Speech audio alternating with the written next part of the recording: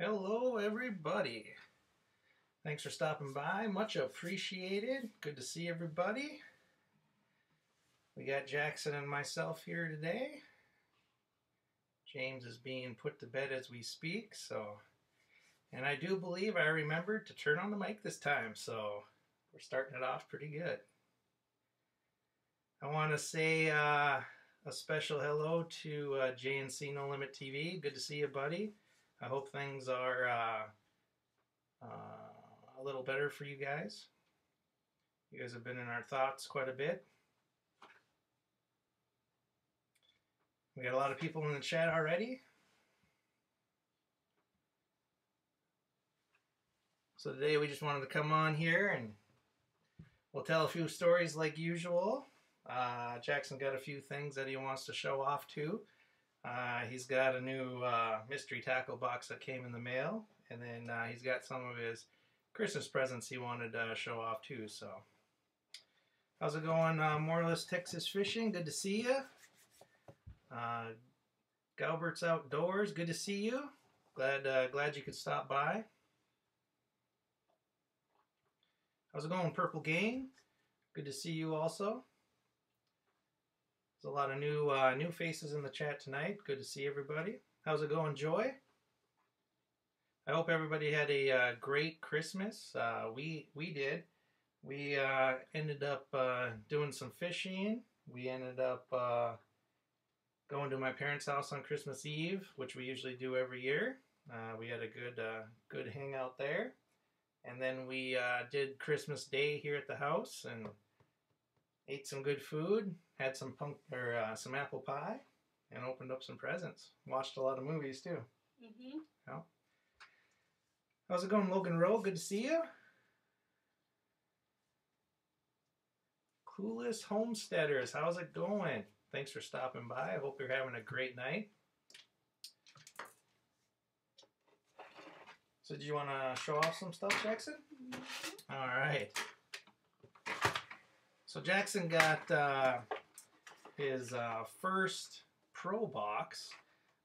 We usually get the Elite boxes, but we switched over to the ice fishing boxes, and they don't offer them in the Elite box, so we had to go to the Pro box. But this is the very first Pro ice fishing box that I have ever gotten, or Jackson. And it's a pretty good box. We haven't taken it out yet, but on our next trip here, we're gonna take this out, and I think we're gonna go out tomorrow. We did not go fishing today. It was one of the coldest nights so far tonight.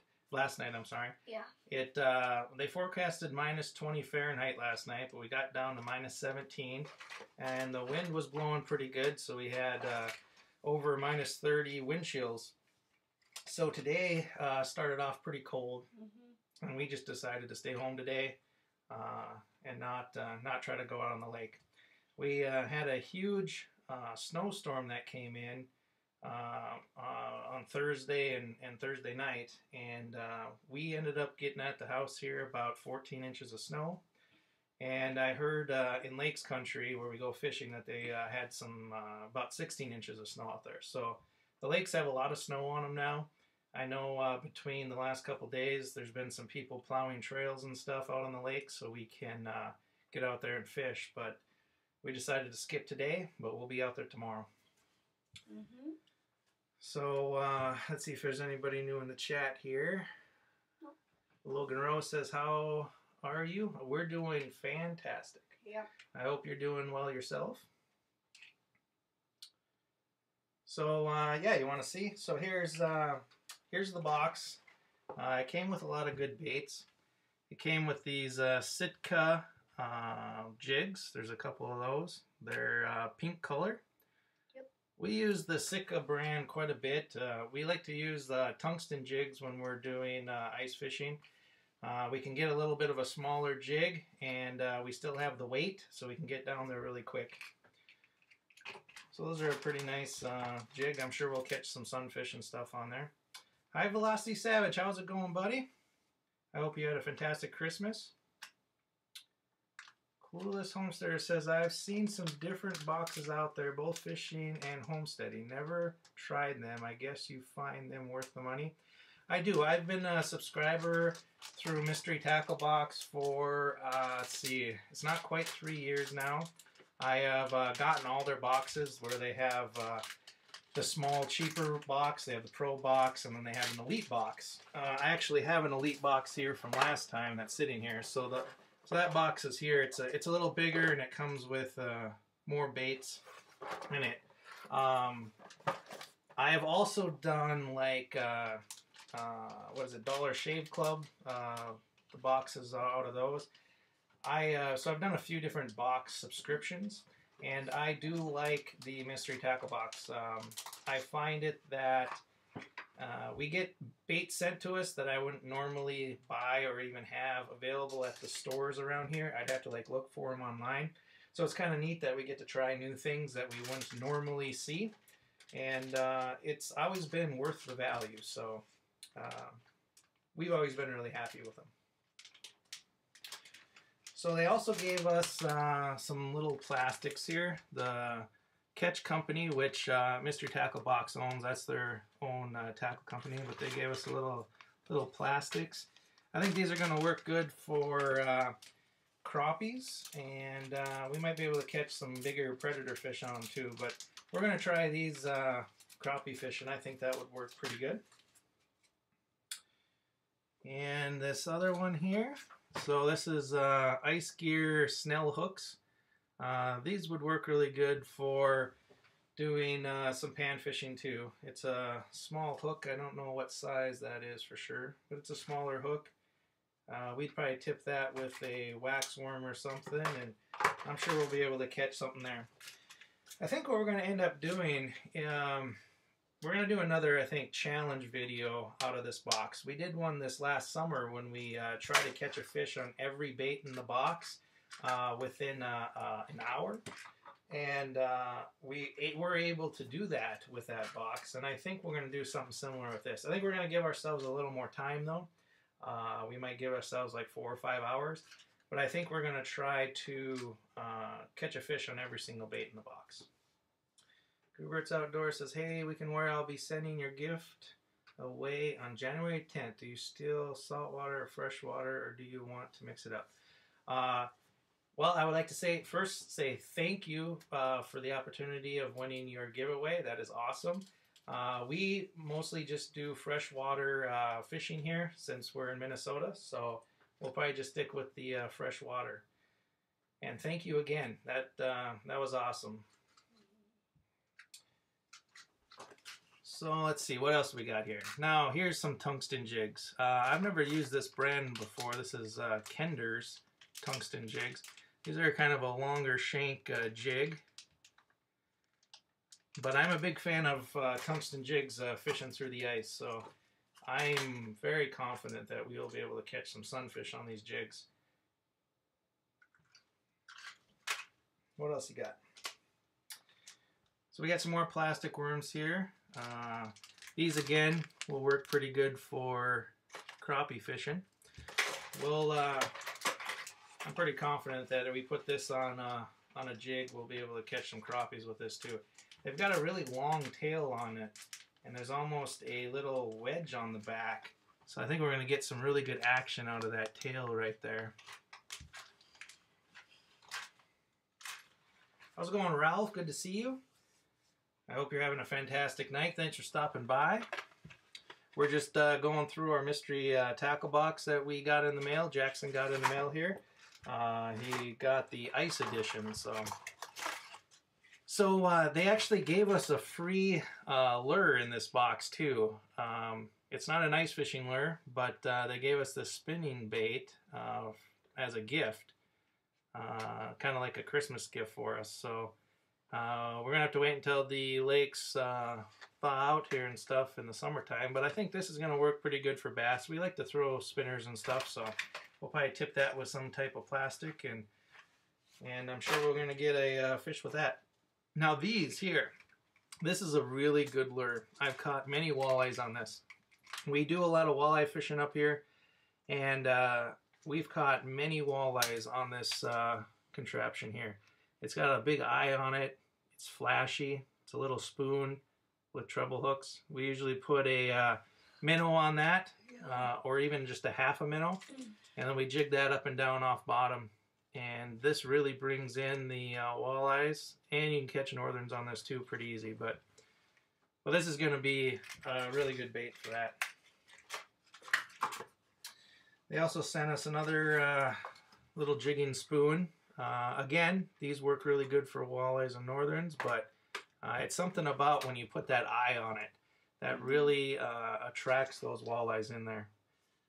But this will be another good one where I think we'll have some good luck on catching some fish with that.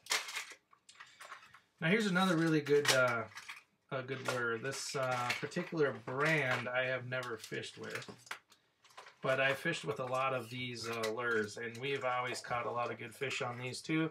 A lot of good walleyes, northerns. We'll tip them with minnows, minnow heads. We'll even sometimes fill them up with a bunch of waxworms too. We'll put 2 or 3 waxworms on each treble hook. But these little buggers here too, these are really good for fishing. I see that there's a new one out this year too that has these little fins on the side, and as far as I understand, they get to move too. So when you're jigging it, those things move and they displace a lot of water, so the fish can really feel them too. But these have always been good for us. I have a feeling that we're going to catch some walleyes and northerns and maybe even some bigger perch and stuff on those. Yeah, here's another good one too. So this is another tungsten jig. Comes with plastics. This is a glow lure also. We do use glow lures when we're fishing at night for our crappies. So there is one lake where it has a pretty good night bite, and it usually starts at about 7 o'clock or so at night, and it'll run about until midnight. And we do use glow lures when we are fishing on that lake, and it ends up working pretty good for us. Darren's Outdoors, how's it going, buddy? Thanks for stopping by. I hope you're having a great day. We were watching your live stream, I believe it was yesterday, when you were out fishing and you guys caught some walleyes. That was pretty cool. So Jackson got a few gifts for fishing over the Christmas. So he got himself his own pliers. These pliers, I have several pairs of these pliers. Forceps or something like that they call them. I don't even really know for sure, but they're the locking pliers. I always just call them locking pliers. But these we use so much, especially in the summertime when we're crank fishing and stuff. It's really good when you can clamp down onto the hook and you can get those treble hooks and stuff out of the fish with a little more control, and you don't have to worry about getting some hooks in your fingers or anything like that. We found that these work really good too for when you're pan fishing and they take that hook really deep. If you can grab that the end of that eye hook, you can get that hook out. You can spin it out really easy and not harm the fish and stuff when they have that deep hook. So not only are these really handy to have, but they have saved fish's lives too when we caught them. It allows us to get that hook out better and not hurt the fish. Oh yeah, and then he got his bobbers here. These are really cool bobbers that we use a lot, especially when we're changing lures a lot, changing weights and all that stuff.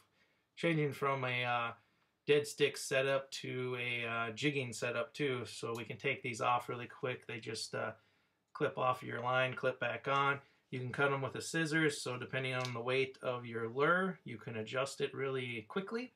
So we've always been a big fan of these Ice Buster bobbers. How's it going, Tyler James Outdoors? Good to see you. Thanks for stopping by, buddy. Jerry's Wood Shop and Outdoors. Good to see you. Thanks for stopping by. Hope your night is going well. So then Jackson got his own spearing decoy too. So Jackson, this is his very first spearing decoy that I got him for Christmas. So it's a little It's kind of like a mini muskie or a mini northern, and it's all painted up kind of like a perch color. It's got a nice bright belly too on it, and should have some pretty good action in the water. It hasn't seen the water yet, but when we do some spearing, Jackson will have his own spearing decoy now. Hanbury, how's it going? Good to see you. Thanks for stopping by. Much appreciated. Oh yeah, then he got, so Jackson's birthday was on the 3rd of December, so he got himself a birthday card there, birthday gift card. Oh, and he's got one more thing that he wanted to show too. All right, Joy, thanks for stopping by. You have a good night. So yeah, he's got one more thing that he wants to show. Now he's been taking this out fishing with us the last couple times. He got his little remote control car here, and it goes through the snow pretty good. So he's been taking this out on the lake and driving it around in the snow and stuff. So yeah, it's called a doom tractor. Yeah. So that was just some of the things that Jackson got that he wanted to show off for Christmas. So Pam's Great Outdoors Adventure says, hi, Weekend Warrior. My chat is acting up, but I'm here. No problem, Pam. Thanks for being here. It's much appreciated. I'm 9 away from 1K. Are you guys going to help me make my milestone happen tonight? Well, that's pretty cool.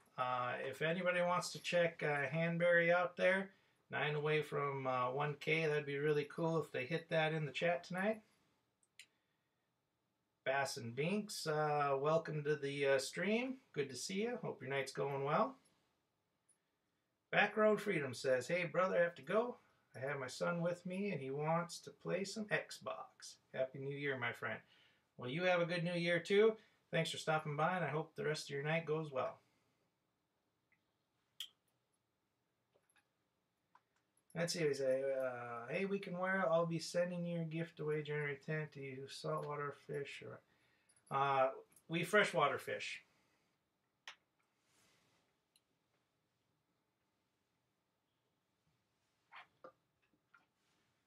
Morelos, Texas says, that's so awesome. I miss my son being that age and fishing with me. Glad you all have a great fishing memories.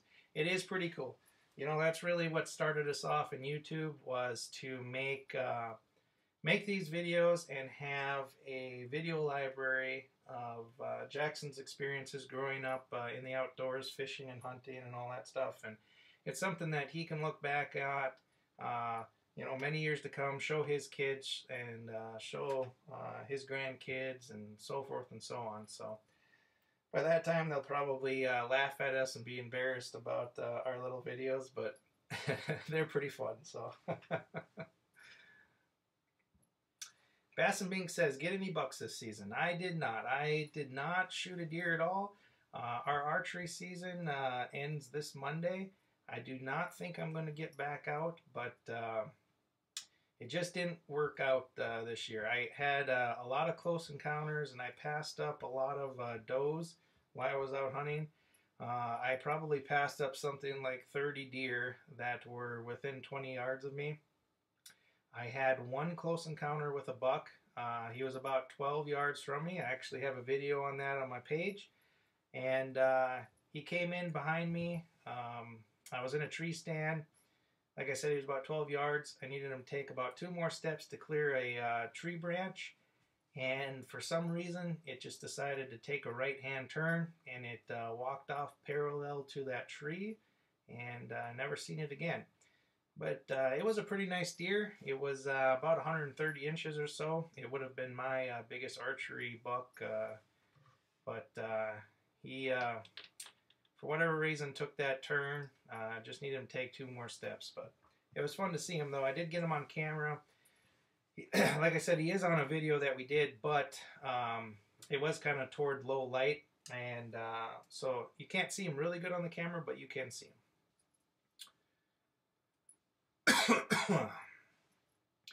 Thanks a lot, JNC, for putting the links in the chat. Much appreciated. Are you guys home now, or are you guys still at the hospital? If you don't mind me asking.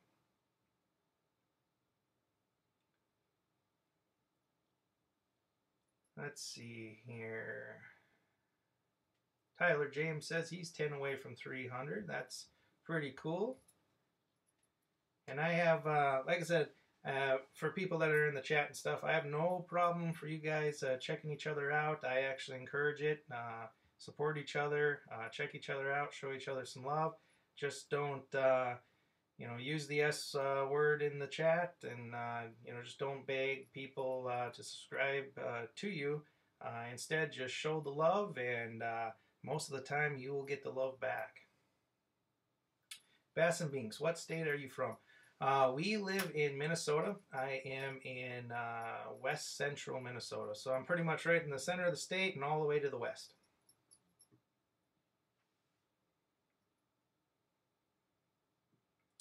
Rippin' Lips 36, how's it going tonight? I hope your night is going well. Thanks for stopping by. It's much appreciated. We just went through Mystery Tackle Box unboxing, and Jackson showed off some of the lures and stuff he got. So he got his first Ice Fishing Pro box this month. So we're going to head out with that tomorrow and see if we can't catch some fish with it. That's right. I think we're going to try a different lake, though, that we've been on. We do have to stop on that lake, though, because all of our rods and stuff are in that ice house that's out there. But I think we're going to go try a different lake. That one's been a little slow for us, so we're going to go try to hunt down some, at least some sunfish or something. So, my slice of heaven outdoors. How is it going, buddy? Good to see you. I hope your Christmas was fantastic.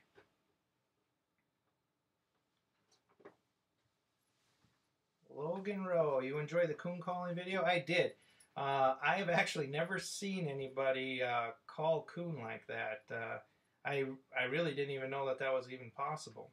I've done a lot of coon hunting in my day, but it's always been either kind of walking for them or hunting them in a trail that they frequent. So, for instance, at my parents' house a few years ago, they had a sweet corn planted out behind their house, so the coon would come in there quite often, and we just kind of set up there and waited for him to come in, and we shot quite a few coon that way. But I never seen anybody like use a call like that, and it sure seemed like they were running to the call, so that was very interesting to me.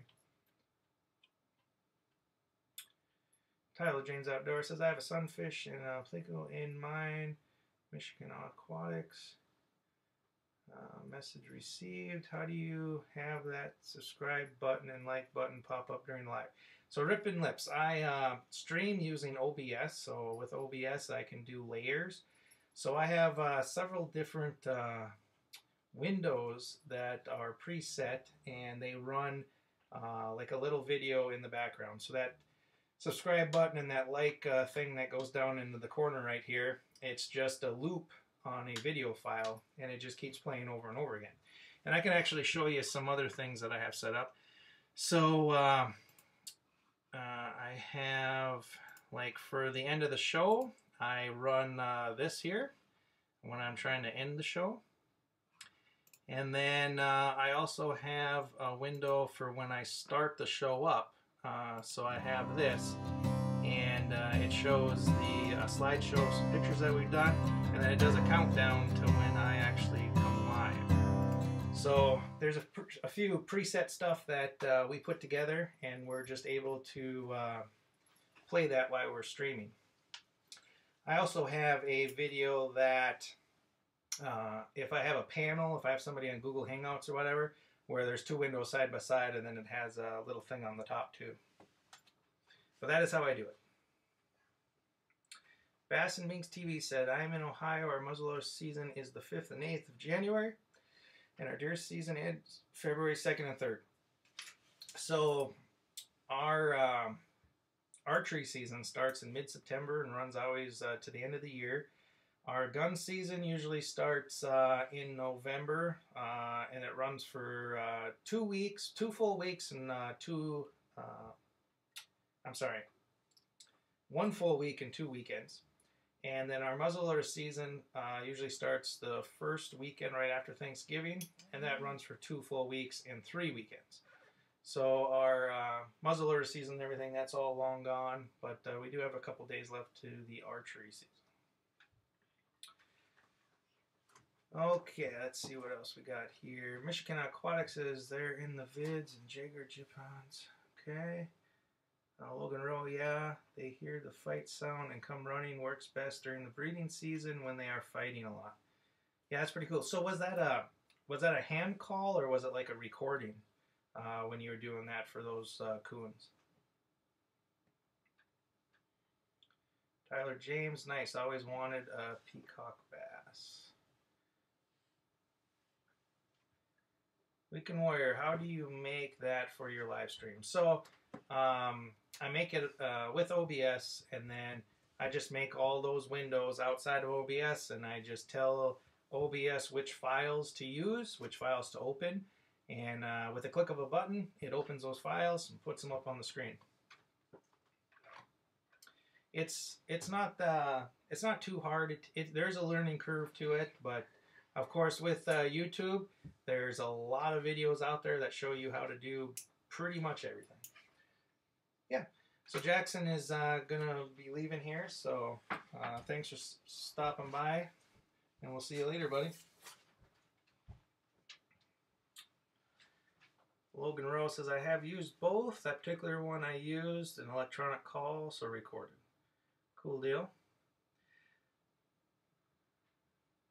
Big C Catfishing, good to see you. I hope your night's going well.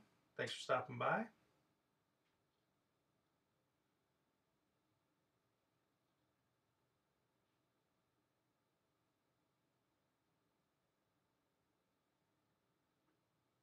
Morel says, see you, Jackson. All of your editing is awesome, buddy. Have you all fished in Texas? I have never fished in Texas. I have never been to Texas either. But someday I hope to go down there. I hope to fish in basically every state someday, but I have not. The only states that I've actually fished in is North Dakota, Minnesota, Wisconsin. We fished in Tennessee, Kentucky, and I think that's all on my list so far. I actually lived in Kentucky for a while, and pretty much lived right in the middle of the state, and did some fishing and stuff while I was down there. Didn't do any hunting or anything, but I did do a fair amount of fishing. And I appreciate the comment about the editing and stuff. We try to make the videos as interesting as we can. We still got a lot to learn, but I do enjoy the editing part. So, Tightwad Christian Outdoors, good to see you. Hope your Christmas was fantastic. Yeah, I think it would be fun to fish in every state, kind of like one of those bucket list things. I think it'd be pretty cool. Even if it was just to catch even just one fish, like if you were passing through the state and you pulled over on a river or something and just fished for a little bit, I think it would be pretty cool to catch a fish in every state, or at least wet a line in every state, at the very least. Bass and Bink says, I'll be going down with my buddy and his dad to their cabin in southern Ohio anytime after muzzleloader ends and hunt with the compound bows. Hopefully get a buck. Not saying anything though. Well, good luck to you. I hope that that trip is successful for you. JNC's Weekend Warrior, you got the best trailers or videos. Really enjoy them. Well, thank you, buddy. I really enjoy making them. I like to try to make them kind of suspenseful, not only with the clips, but the music.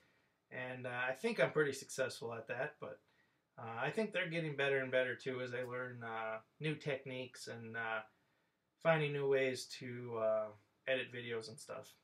I do believe that I got to work a little bit on my commentary though in my videos. I find myself not talking a lot, and so when I'm editing the footage together, I have a lot of dead sound. So I've got to talk more while I'm out fishing. Logan said, make a video of all, like, the journey of catching a fish in every state. That would be cool. It would be cool, and it would be a pretty cool, like, video series. Canberra, I love the Hat Warrior. Where are you located? I am in west central Minnesota. I'm, I don't know if anybody knows where Fargo, North Dakota is, but I'm about 30 or 35 minutes from Fargo, North Dakota.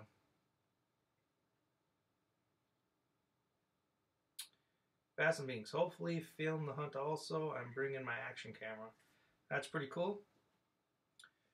I was able to do quite a bit of hunting this year with archery. Not quite as much as I did last year, but I spent a lot of time out in the woods, and I had a lot of close encounters. I had a lot of funny moments too. Of course, I've had. I think I'm gonna put together a blooper video in about a month or so, but I had a few falls. I had a few branches come back and hit me in the face too. And then I also had some funny moments with the animals too.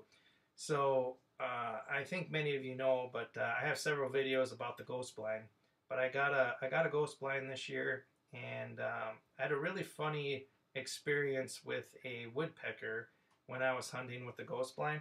I was a couple rows in a cornfield, set up with the ghost blind, and the woodpecker actually came about 4 or 5 feet in front of me.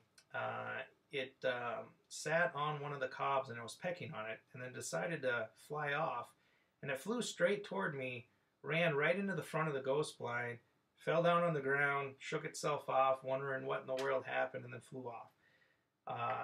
I laughed pretty hard on that. I mean, it scared me at first because I had no clue what in the world, happened, and it made quite a big boom sound.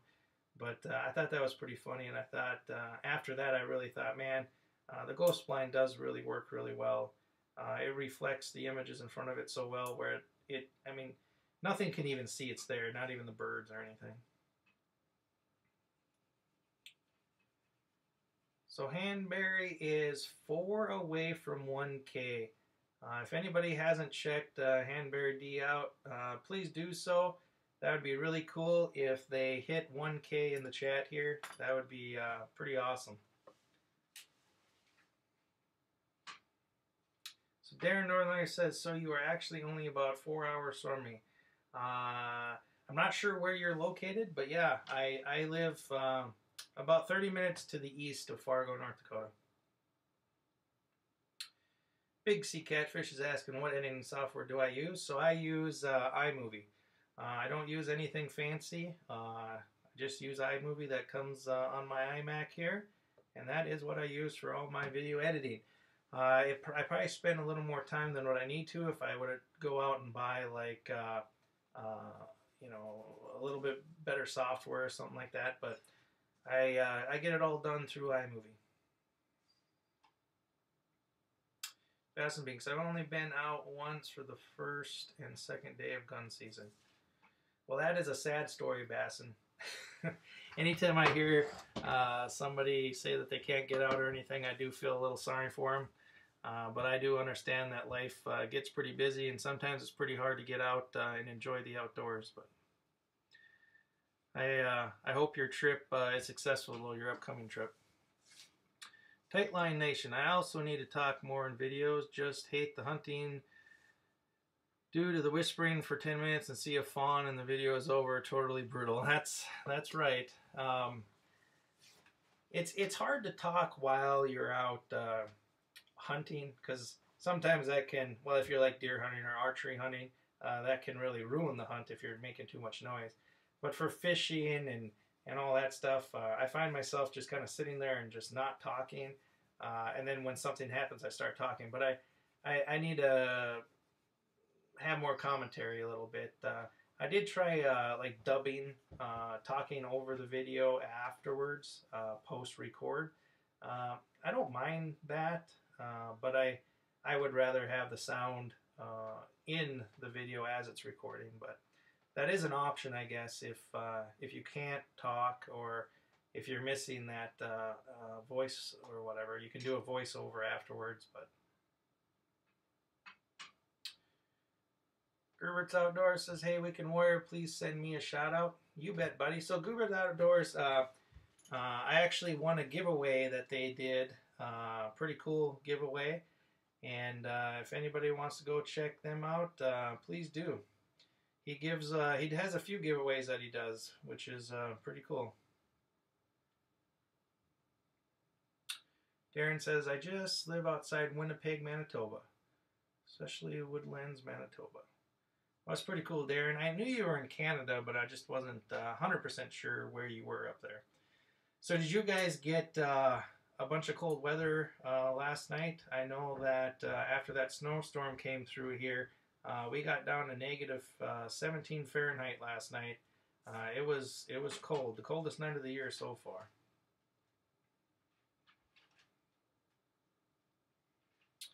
Addicted Angler, how's it going? I hope your night is going well. Thanks for stopping by. Good to see you.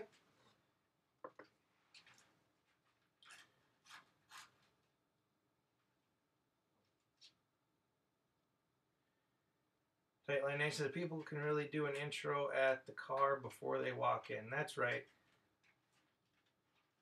I did that once. I don't remember what video it was. It was one of my deer hunting videos, though, that I did this fall.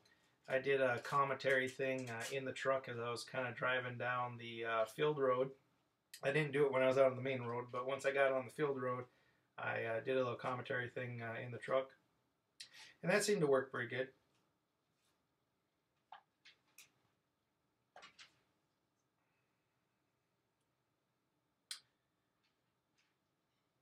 Let's see. Tightline. Carson Wentz is my quarterback, a fellow North Dakotan. Yes, he is. He, well, that NDSU, where he went to school at there, that is in Fargo. So I have actually gone to the games, and I've met him a few times too. Carson Wentz is kind of a legend around here.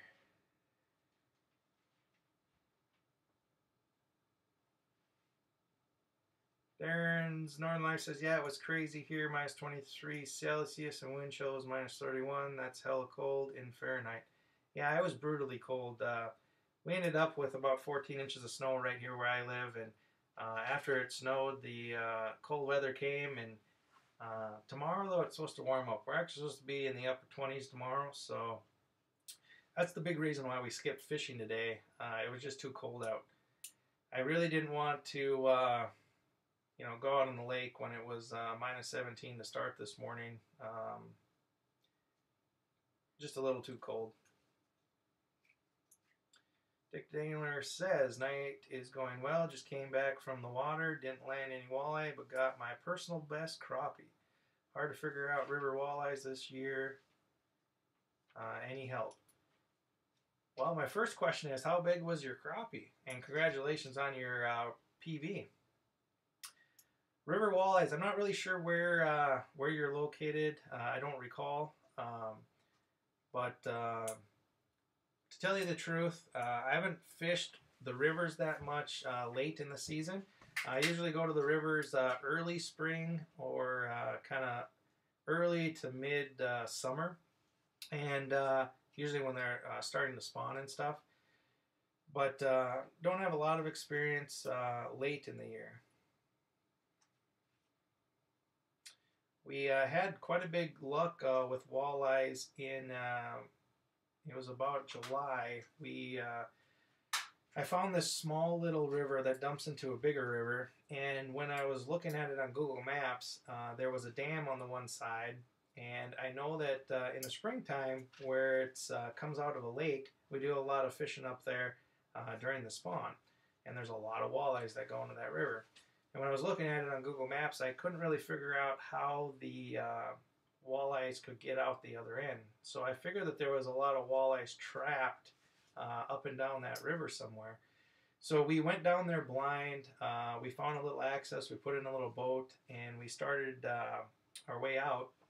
And we didn't get very far, and we experienced really shallow water. The river itself, we couldn't find anything over 3 feet, and I actually almost turned around and loaded the boat back up, but I decided since we already drove like an hour and a half to try this out, that we would at least give it the day and see if we could catch anything. It was fun going up and down the river anyway, but we found this little cutout around a bend where we found about 5 feet of water, which isn't that deep in the middle of summer like that. The sun was shining and everything. But I figured if we could find any cutout at all, that the fish would be in there if there's any fish in that river. And sure enough, we found some walleyes in there. Jackson caught his PB walleye, which was about 23 inches. And we ended up catching like 5 walleyes out of there, all over 20 inches, in 5 feet of water, in a river that averages like 2 feet for depth, in the middle of the day, with the sun shining, no clouds. So that was really strange to me. It was kind of abnormal to what you're supposed to do to go catch walleyes. But it worked really good. We actually went down there another time and had about the same amount of luck, and we will definitely be fishing down there this summer. Let's see here. I got to scroll back in the chat a little bit. I think I missed a few things. So Morel, Texas Fishing, glad to have caught this stream. It's dinner time, friends. Hope you all have an awesome New Year and a great night. Well, you also have a great night and a Happy New Year. And thank you for stopping by. It's always much appreciated. Big C Catfishing also says, everyone have a Happy New Year. Getting ready for a morning fishing trip. Well, good luck on your fishing trip tomorrow. Thanks for stopping by. And if I don't see you before the New Year's, you have a good New Year's. Darren's Northern Lights, got to step out for a bit. Y'all have a great evening. You also, Darren, thanks for stopping by. It's always appreciated. Addicted Angler says a 15-inch crappie. I'm in Illinois. Well, that is a nice crappie, and again, congratulations on your PB crappie there. What did you catch them on? Were you using minnow or jigging it, or?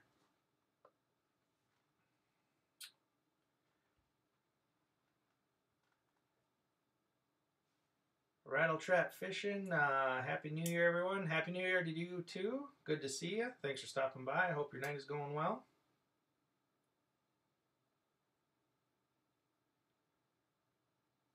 Yeah, I hope everybody has a great New Year. I hope everybody had a great Christmas holiday, too. I know we did. I ended up getting 4 days off of work, so that was greatly appreciated by myself. I don't get a lot of days off over the course of the year, so I always like it when we have a holiday, especially holidays that land right to where I can have a long weekend. Tina Davis, how's it going? Happy New Year to you also. Good to see you. Hope your night is going well.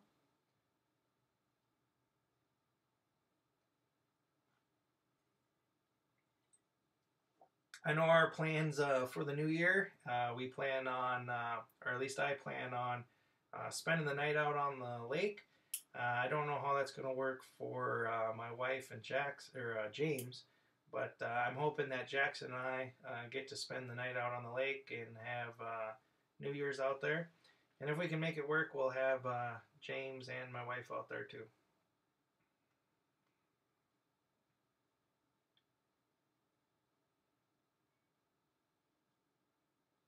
Fat Man Fishing, how's it going, buddy? Good to see you. Thanks for stopping by. Much appreciated. I hope you had a fantastic Christmas and hope you have a great New Year's. Our plan tomorrow, we're gonna go back to a lake where we usually fish most of the times during the winter. I did put the house on not a new lake, but a lake that we don't normally spend a lot of time on this year, just because when we went out there late last year during the ice season, we ran into a lot of crappies, and it was decent walleye fishing too. So I kind of want to spend a lot of time on that lake this year and just see how we can do.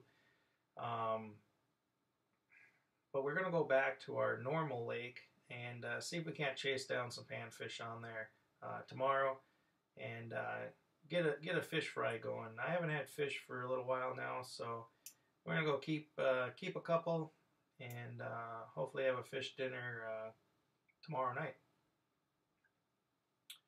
Tina Davis says, smash that like button. Well, thank you, Tina. It's always much appreciated. And if anybody's in the chat that hasn't yet, yes, please smash that like button. It's always appreciated. Fat Man Fisher says, you're welcome. I had a great Christmas and a new year, looking promising. Missed you on my live stream. Hope to catch you there next time. You bet, Fat Man. I try to get on as many live streams as I can and watch as many videos as I possibly can with all you guys. So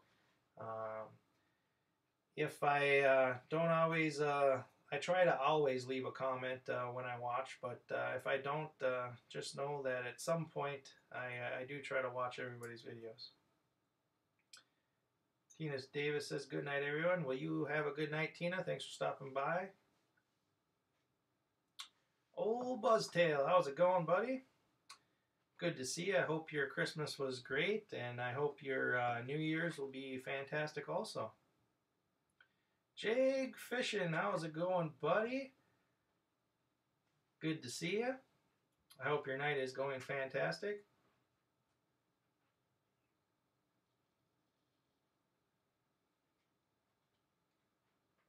Batman Fish says, anyone missed it? We talked about how you can help your channels. Please take the time to check it out. Well, pretty cool.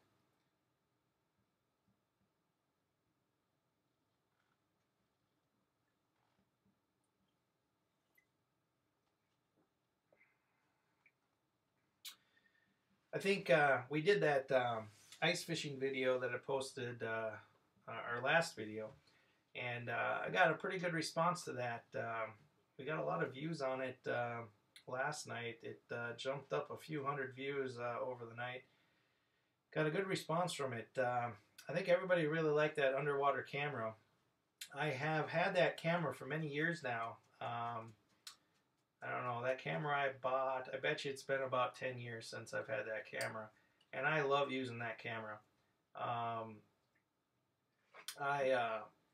a big believer on using the camera when not only are you fishing like thick weeds under the ice, because a flasher, there's scenarios where a flasher is better, and there's scenarios where a camera is better. When you're using a flasher that's in thick weeds, you get just a lot of clutter on your screen. You can't see the bait inside the weeds. You can't really pick the fish out. With a camera, you can get it down in there, and you can see those fish down in there. I like it for that scenario. I also like it, just outside on the flats and stuff too, to scope out the bottom, kind of see what's down there, see what size the rocks are, and all that stuff. I do like using a flasher too, because there are times where the fish get really finicky and a flasher just works better. Let's see, trying to catch up with chat here. Oh, Cole Outdoors is raiding. Well, thank you everybody for stopping by. Thank you, Cole, for sending people over.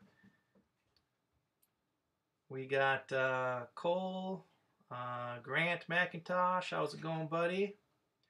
Good to see you. I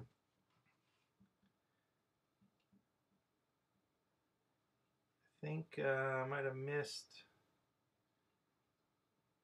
Batman Fisher says, what do you have planned for the future we can wear? So I hope to get out and do a lot of ice fishing videos yet. I'm going to get some spearing videos set up too, where we go out spearing. I haven't done a video on that yet, so I'll get some of those out. And then we'll go right into late ice fishing, and then early spring fishing, where we'll be fishing the spawn and stuff. And I hope to do a few trips too. I'm hoping to get up to Red Lake. I've never fished Red Lake here in Minnesota, so I really want to go up there this year, do a trip up there and see how it goes. Well, thank you so much for the raid, Cole. Much appreciated.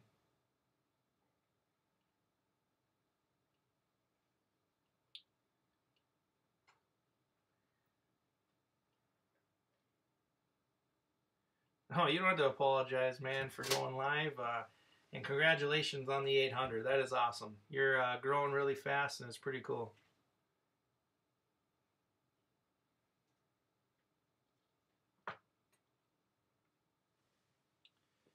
That is awesome. Hitting 800, you'll be at 1,000 before you know it. Fat Man Fishing, yes. I hope to do a bunch of collabs over the summer. We did a few this last year, where we did a fishing challenge with J&C, which is a pretty cool video. And if nobody has seen that, should go back and check that out. We put a time limit out and 3 fish, and whoever caught the most length of fish won that challenge, and it's pretty cool. J&C, they actually ended up getting a sturgeon during that challenge, and that was really cool.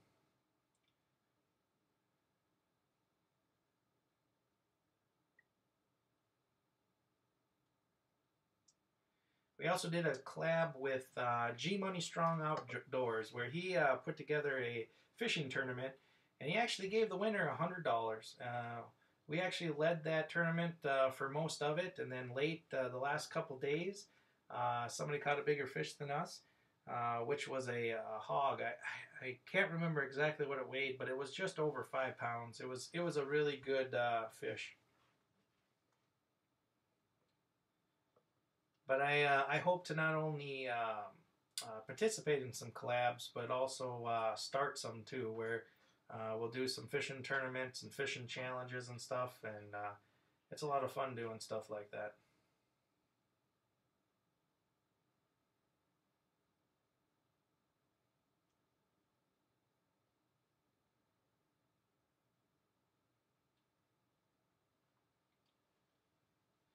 And I hope to, I don't know if it's going to happen this year or in 2019, but the year after, I really hope to get out to Montana sometime and do some elk hunting. I have a buddy at work that has gone out there the last couple of years elk hunting. He has not got an elk yet, but he has had some really cool close encounters, and the pictures and videos that he brings back with the mountains and the scenery and stuff, it's just it just looks awesome. So I really do want to try to get out there and get some videos, get some footage. He had a really cool close encounter this last year where he went out archery hunting, and he called an elk in at about 12 yards away. It didn't quite work out for him, but it was just really cool seeing that elk come in to the call and basically walk right over him.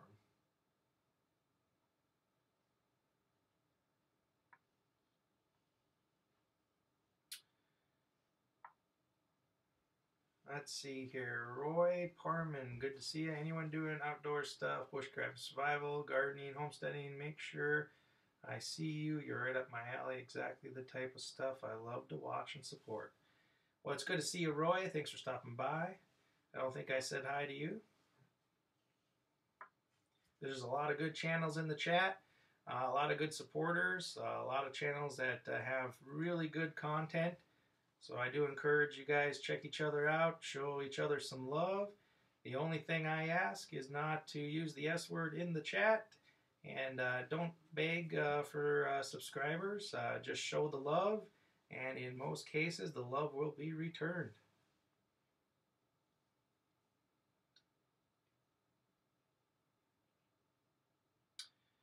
Bass and Bink says, if I had property weekend warriors, I'd invite you out here and hopefully put you on a big buck. Well, I do appreciate that, Bassin.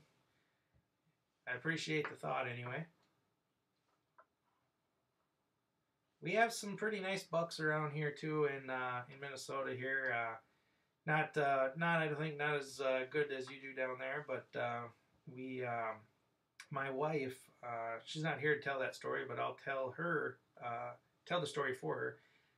A few years ago, she never really was big into hunting or anything when she grew up.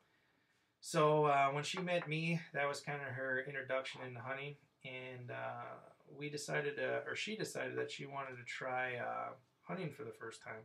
So I went and got her a black powdered rifle, and we went out the muzzleloader season and hunted for some bucks. And it was I think it was the third from the last day of the season. It was in a snowstorm. The snow was blowing and snowing so hard that I couldn't even see anymore. My glasses were all iced up, and I could hardly see. And it was getting to that time, you know, where it was about 45 minutes before dark.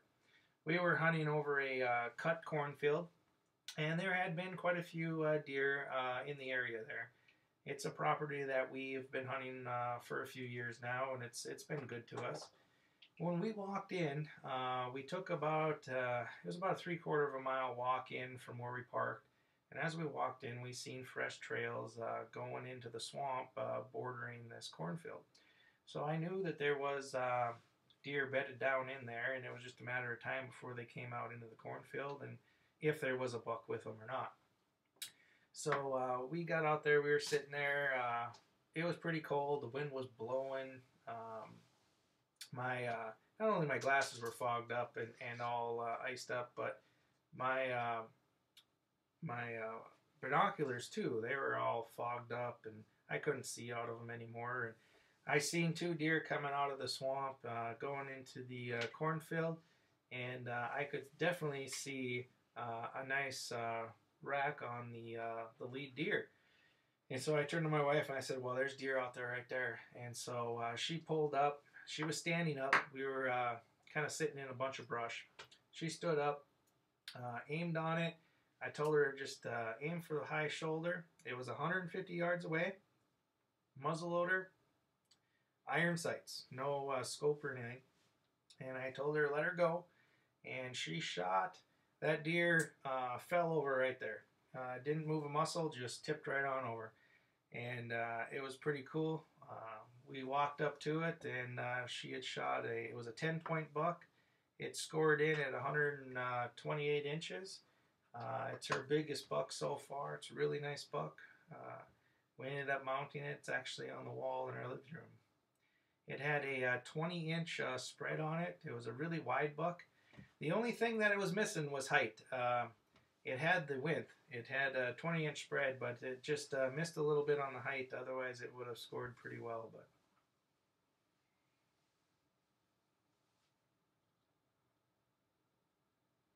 But she was pretty happy with that. Let's see, I gotta catch up and chat a little bit here. So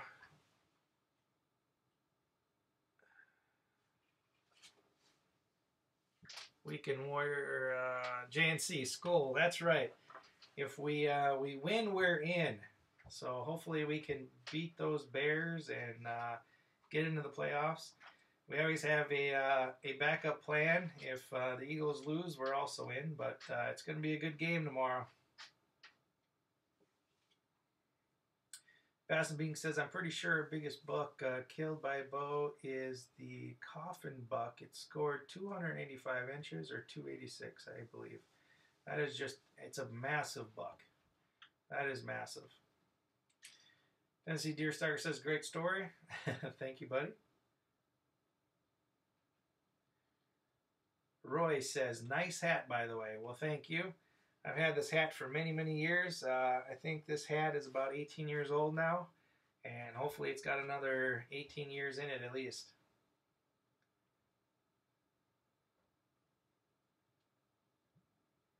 Jane C says, Grant, I feel bad to talk about him because it's sad. I don't want to bring the live stream down.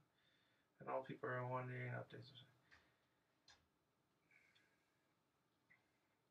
Well, Jane C, I know you don't want to talk about it, and I don't want to push you at all. I just want you to know that we all are thinking of you, and we're all praying for you, and you've got you're family to us, so.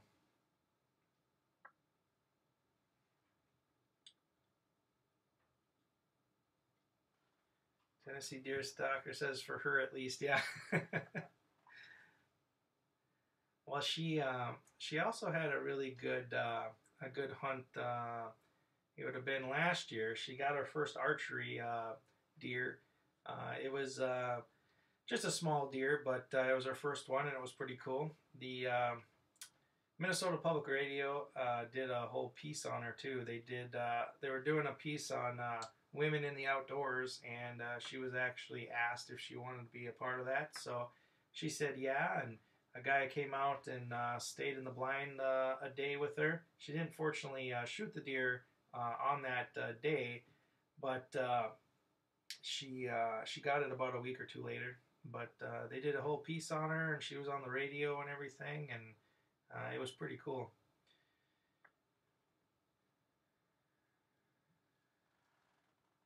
Bass and Bink says that hat is 1 year younger than me.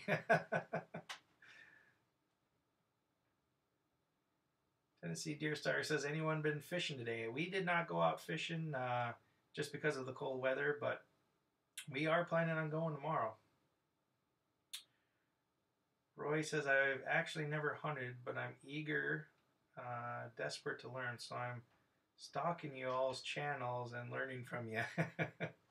Well, that's cool. What are you thinking about hunting for? Deer or small game or waterfall or pretty much anything?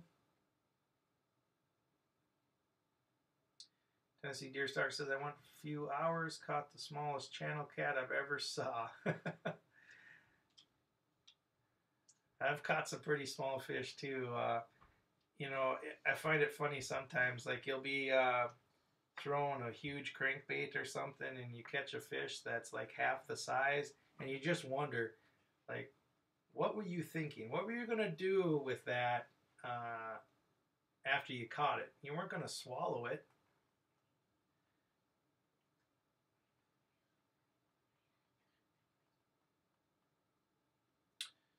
Roy says self-sufficiency food, basically. All right. Well, we actually live on a little farm here. We grow a lot of our food. We raise a lot of animals too. We have cows and goats and chickens and ducks and what else? We got pigs too that we raise. We actually put in a big garden too, and we do a lot of canning and all that stuff. And so I know exactly what you're talking about there. Roy says, I'm in eastern Canada, so deer, caribou, fowl are pretty much what we mostly have here.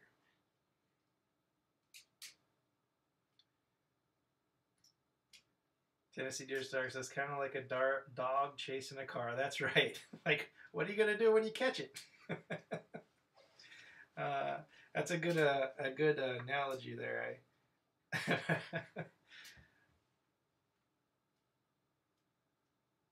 Bass and Bink says, I know everyone here in northern Ohio is waiting for Lake Erie to freeze over for the ice fishing. They'll be catching walleye and trout like magic. I've never fished Erie. I've watched a lot of videos, though, of people ice fishing and stuff out there, and it looks like a blast.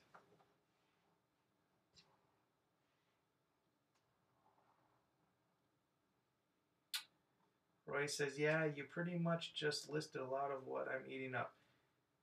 Getting a pressure canner next month. Had the first garden of my life this past year. Well, that's pretty cool.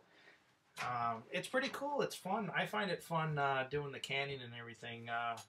We usually can a lot of tomatoes. We make our own pasta sauces and make our own salsa and stuff too. So I find it fun and relaxing to do some of that. Bass and Binks lives about 10 minutes from Lake Erie. Well, that's pretty cool. You got a fantastic lake just right outside your door there.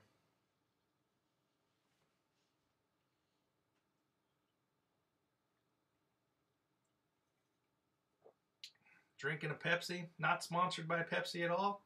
It's just what was on sale at the grocery store.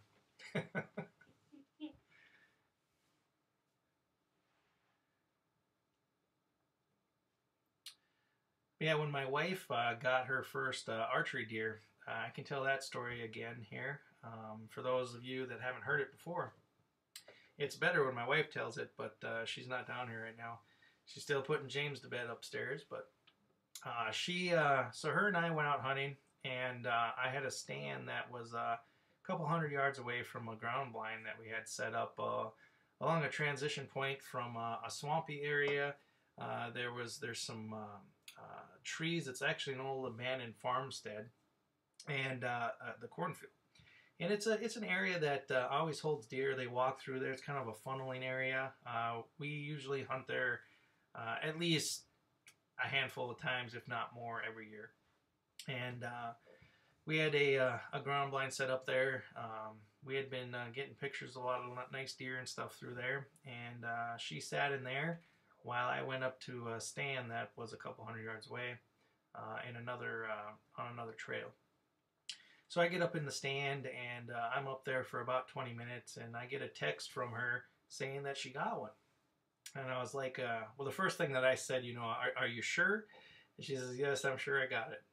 And I said, all right, well, I'm going to wait a little bit, and I'll climb down and come over to you, and we'll trail it and stuff, and see how it's see what happened there. And so I waited for about a half an hour or so, and I climbed down and walked over to her, and it took about 15 minutes or so to get to her, and she's pretty stoked, in the ground blind there. And I said, well, do you know where the arrow is, or where it was standing, where you hit it? And so we walked over there. I could already see all the blood. I mean, she hit it really good, and we found her arrow and had her track it, and it ended up going about 20 yards, and there it was. She got a really good shot on it, did a really good job.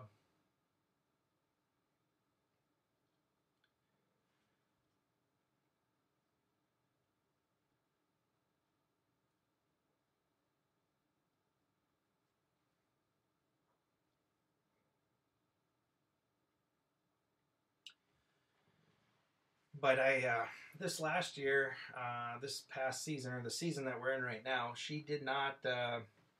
She went hunting once, shotgun hunting, but she has not done any other hunting. With the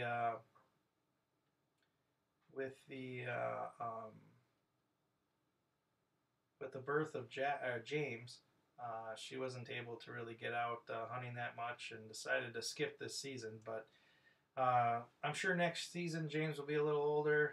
He'll be able to go hunting with us a couple times, at least for turkeys and stuff like that. So he'll be old enough to come out with us doing that stuff anyway. Tennessee Deer Stalker says, dang it, I got knocked off, missed the first part of the story. Well, that sucks. The YouTube has been kind of crazy for a while now. There's a lot of people having problems with their live streams, kicking them out.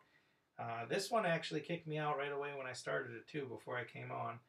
And then also, people have been having a weird problem with not being able to comment in the live streams, where it's like they're muted and it won't allow them to comment or anything.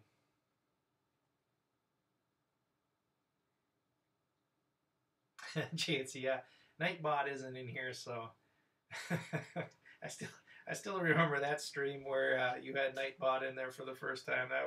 That was hilarious.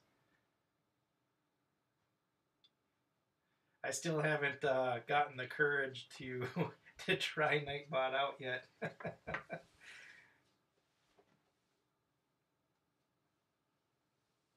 Yeah, Tennessee Deer Stalker. The notifications. I'll get a lot of notifications like days later. I think it was about a month ago, or maybe a little bit more. JNC actually went live, and they were fishing on the river.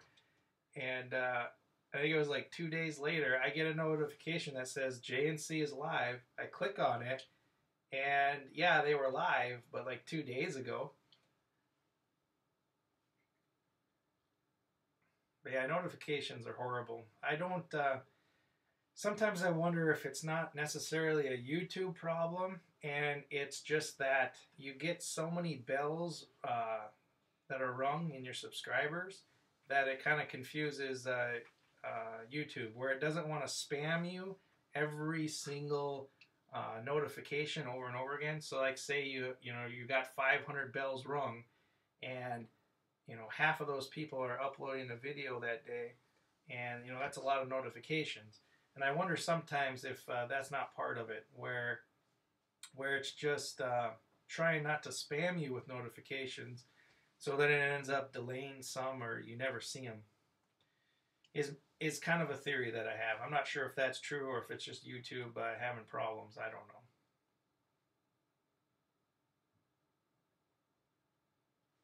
know. Thumbs down. That's for you, Nightbot. It had to be one of the funniest things that I've seen in a live stream, though, is when that Nightbot was going rogue. It was hilarious.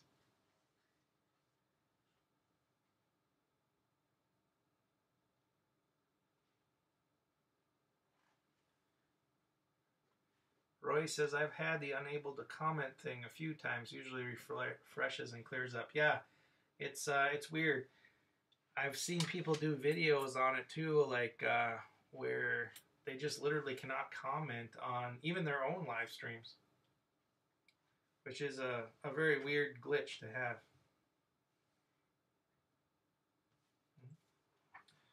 Jackson is down here trying to sneak around.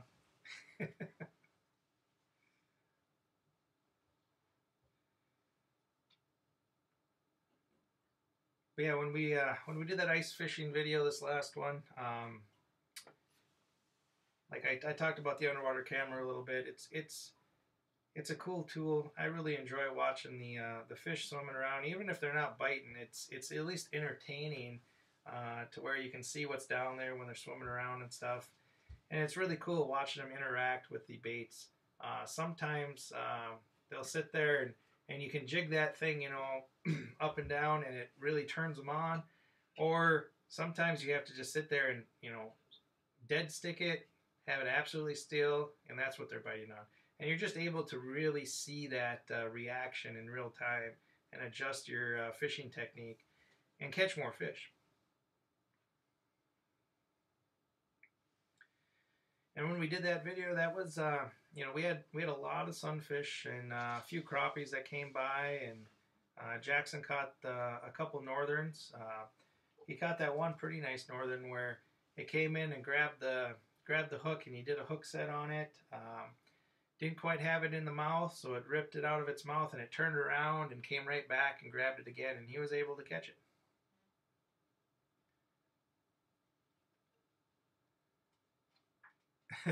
Roy says, hello, Jackson's mystery hand.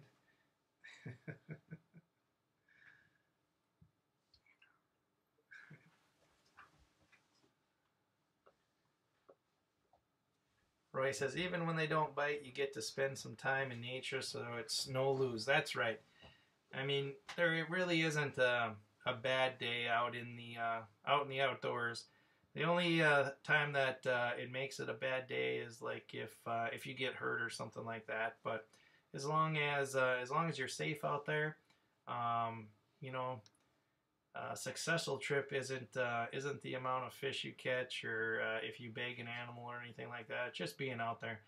And my favorite experiences out in the outdoors is the sunrises and the sunsets. We have beautiful sunrises and sunsets around here, which most places do, but I love watching that, you know, that 30 seconds. There's about 30 seconds where it's just awesome. And I do a lot of pictures and stuff. I've got an Instagram. I don't know if you're all aware, but there's an Instagram account too. A link is in the description down below this video here. Where I post a lot of my Instagram or my photos and stuff. I do that on Instagram. I also have a Twitter account too. That link is also down in the description. And we are on Facebook also. So if anybody's interested in checking any of that stuff out, all those links are down in the description. That is right, Roy. Getting to share it with my boy. You know, that's really what it's all about. Just being able to spend some time with him out there and see him enjoy it. It's pretty cool. Rippin' Lips 57. How's it going, man? Hope your night is going well. Good to see you. Thanks for stopping by.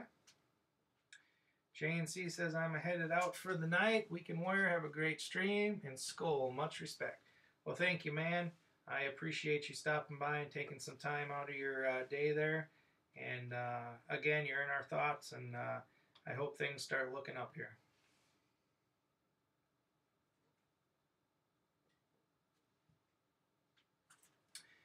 Tennessee Deerstalker, you are so right. No better time than when the sun just starts pushing the night away on a clear morning. That's right. I mean, it's It's just a really cool sight. It's almost like the sky turns into a painting or something, or like an oil painting. It doesn't even look real when it gets to be that perfect time. The clouds, if there's a little bit of clouds in the sky or something, I mean, it all like turns into like a painting. It's really cool. Bass and Mink says, be careful bow hunting with broadheads. That'll ruin the hunt for sure. Don't want one of those to cut or go in you. That is right. I've never had a close call or anything with a broadhead, but I've seen people that where they cut their arrows too short. I mean, that's basically what it is they cut their arrows too short.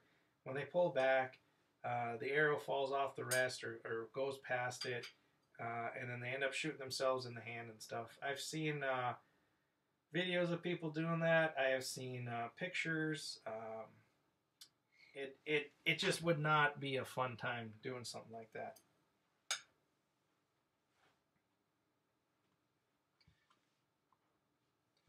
I can tell you this story. I don't think that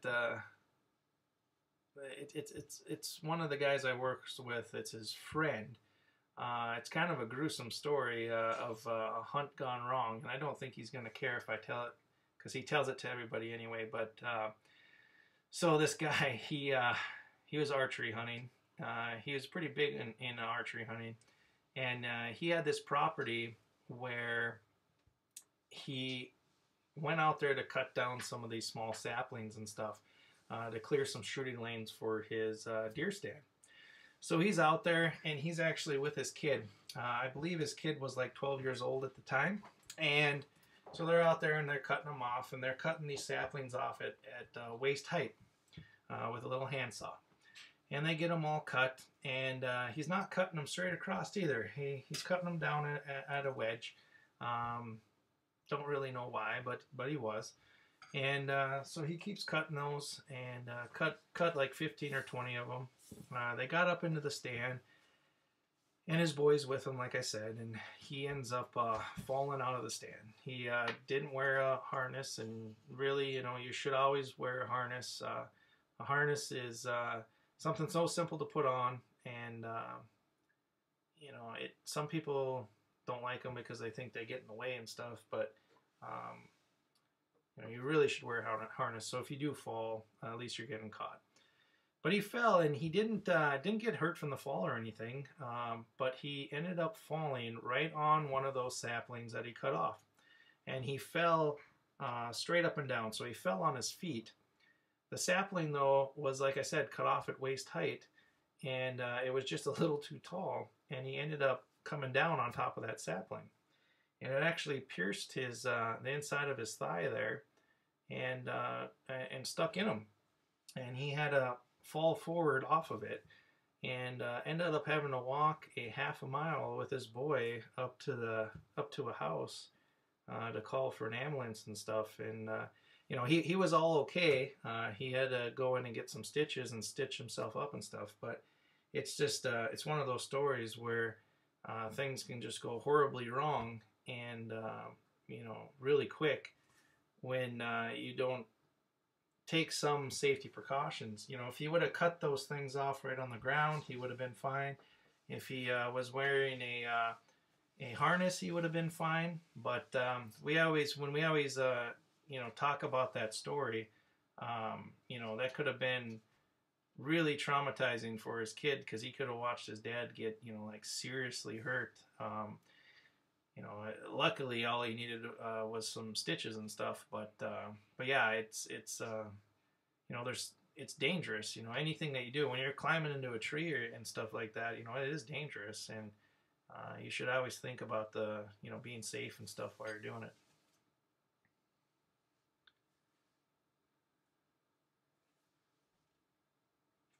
So let's see. Tennessee Deer says, "Oh God, that's horrible. I'm sure the boy was traumatized." Yeah, I mean, it's just one of those bad stories. I usually tell really good stories. I mean, he didn't get seriously hurt or anything, but it's just one of those things that you got to really think about. Bass and Bink says lifelines are a must-have. I won't go in a tree stand without one. That's right. I mean, you know, there's no reason to chance it. Those stands, they can, especially if you have a hang-on stand and stuff. I mean, they can fall down. You can fall out of them too. You can step off of them, and it just doesn't make any sense to not wear one. You know, every stand comes with a harness nowadays too. So just people should really use their harnesses and get attached to the tree, so if something does happen, you're not hitting the ground. That's CT and Deerstar says, great stream, but I gotta run. Thanks for hosting. You bet. Well, thanks for stopping by. I appreciate the time you spent here, and I hope you have a great night.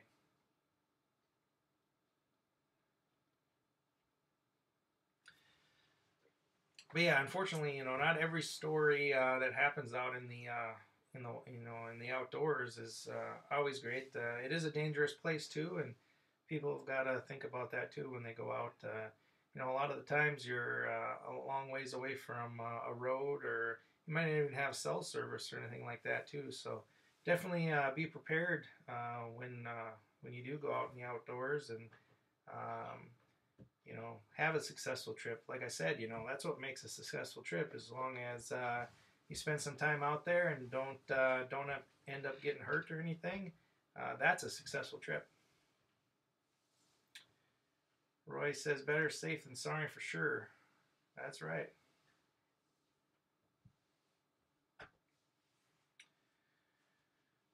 Well, with that said, let's see. I can tell a little better story. I can tell a little kind of I don't know, a little funnier story, or at least it was funny to me at the time. I don't know how funny it is, I guess, when I tell it, but so this was many, many years ago. It was with a good friend of mine, and we did a lot of waterfowl hunting. And so this was actually even before we had our driver's licenses or anything like that.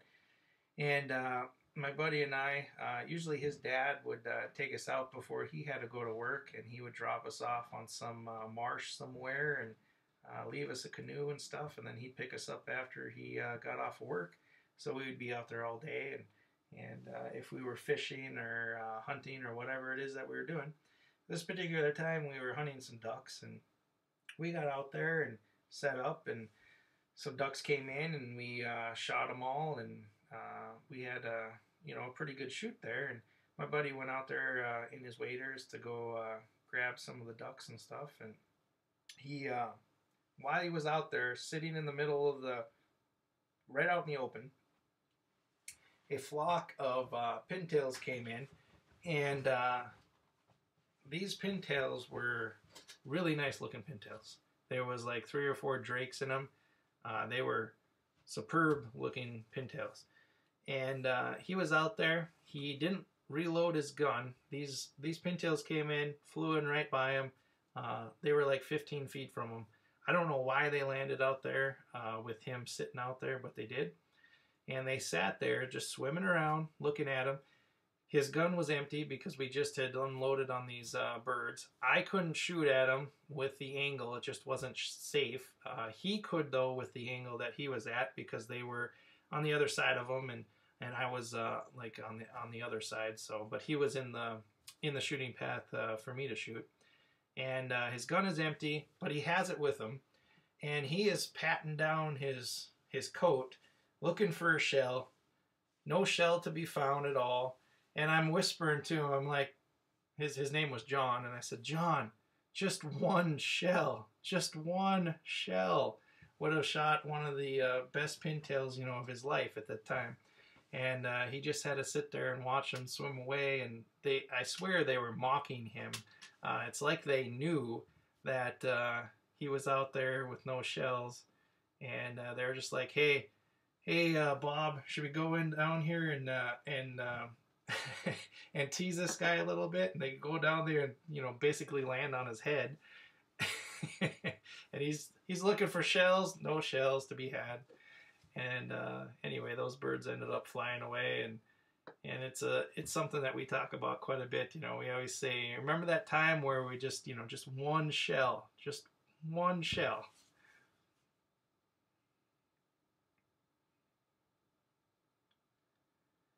Basset Mink says, even if you're doing an all-day hunt, if you fall asleep, the harness and lifeline will save you if you were to fall out of the stand. Well, that's right. You know, and then when you're standing up in them and stuff too, I mean, you can step over the edge and all that, and wearing a harness is just a smart idea.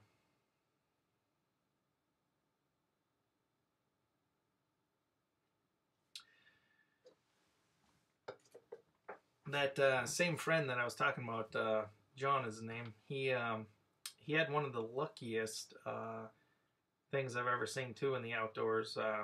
We were goose hunting on a field hunt, and we were out there with the 4-wheelers and stuff where we set up the decoys and everything, and it was about a half mile from the road. And as we were driving back, we had to do it in a couple trips. We couldn't, our trailer wasn't big enough to carry everything that we needed out there in one trip, so we did it in 2 trips. And as we were packing up and coming back, we ended up, hey Lily in the Wild, how's it going? I hope your Christmas was wonderful, and I hope your night is going well. Thanks for stopping by. It's good to see you. But yeah, as we were coming back on the first trip, you know, he had his calls on the lanyard and everything, and they were around his neck. And we get up to the truck, and he notices that his call, the bottom part of it, is gone. He still had the top part because that was connected to his lanyard, but it had come apart, and the bottom one was gone. And we, you know, looked a little bit around the area right around the truck, and we're like, well, I mean, you know, it's from here to the decoys a half a mile. It's lost for good. There's no way that we're going to find this, the other part of the call. So coming to terms with that he lost his call, we got back on the 4-wheeler to go out and get the rest of the stuff. And we're just driving along, and then all of a sudden I hear him say, "Stop!" And he jumps off the 4-wheeler, and he's running, and he gets down and picks something up. And sure enough, it was the bottom of his call. He just happened to see it as we're driving by. And I was like, man, you're one of the luckiest guys that I've ever seen, you know, to find, you know, a little piece of a call that's, you know, 1.5 inches long or whatever, while we're driving on the 4-wheeler through the grass and everything, and he was able to see it. That was one of the most lucky things that I've seen out in the outdoors. Well, that's good to hear, Lily. I'm glad that it was good for you. I hope your New Year's is just as well.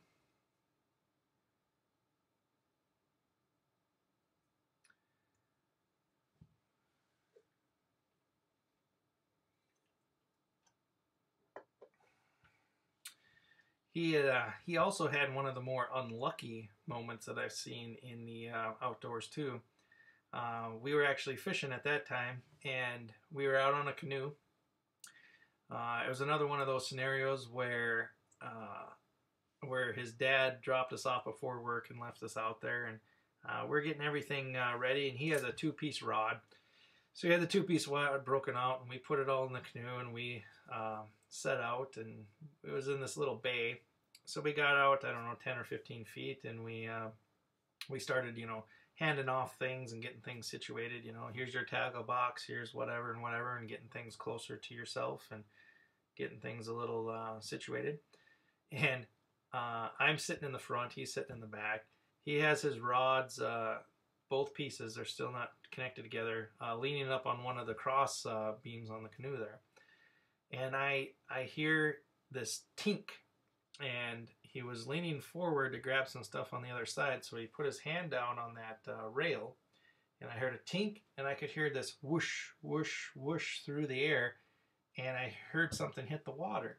And when I turned around over my left shoulder, I could see in the water like the ripples still that look like a rod, you know, half of a rod in the water. When it hit the water, I could see the ripples. And I turned to him and I said, "No." And he turned to me and he said, "Yeah."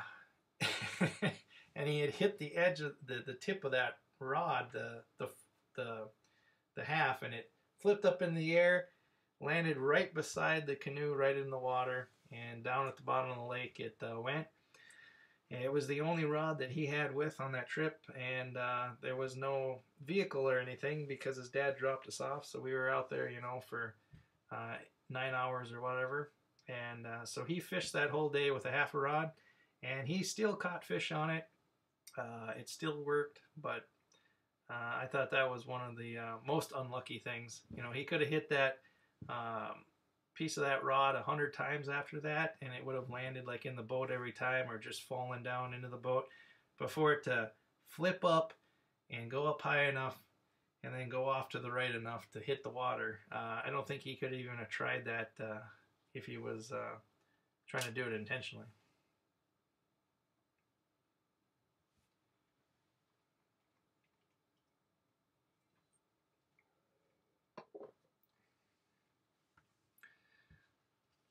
But yeah, him and I, we did a lot of hunting, a lot of fishing when we were younger. We spent a lot of time together.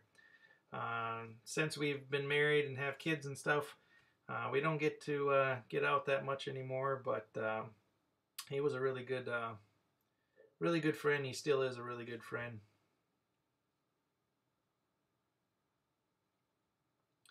But he's got a lot of stories. A lot of funny stories too of times of me and him out in the outdoors. We always did a lot of waterfowl hunting together. We never really did much deer hunting or anything like that, but waterfowl hunting and pheasant hunting, a lot of that, and a lot of fishing. There was another time with him where so he had a boat. I didn't have a boat at that time, and he had one. It was one of those 16-foot Lunds, and he never really drove it.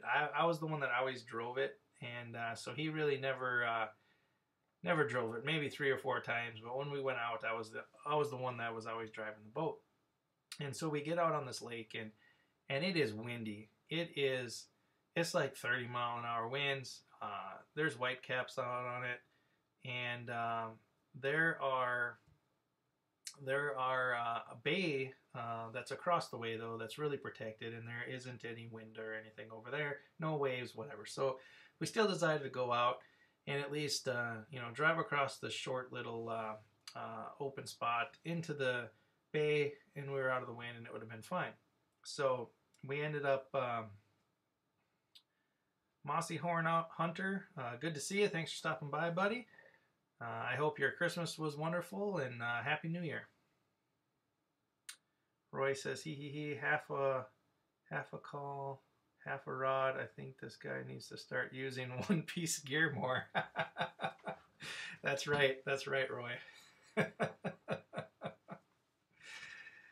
So yeah, so we get in the water, and we drive the boat across the windy part of the lake, which went just fine.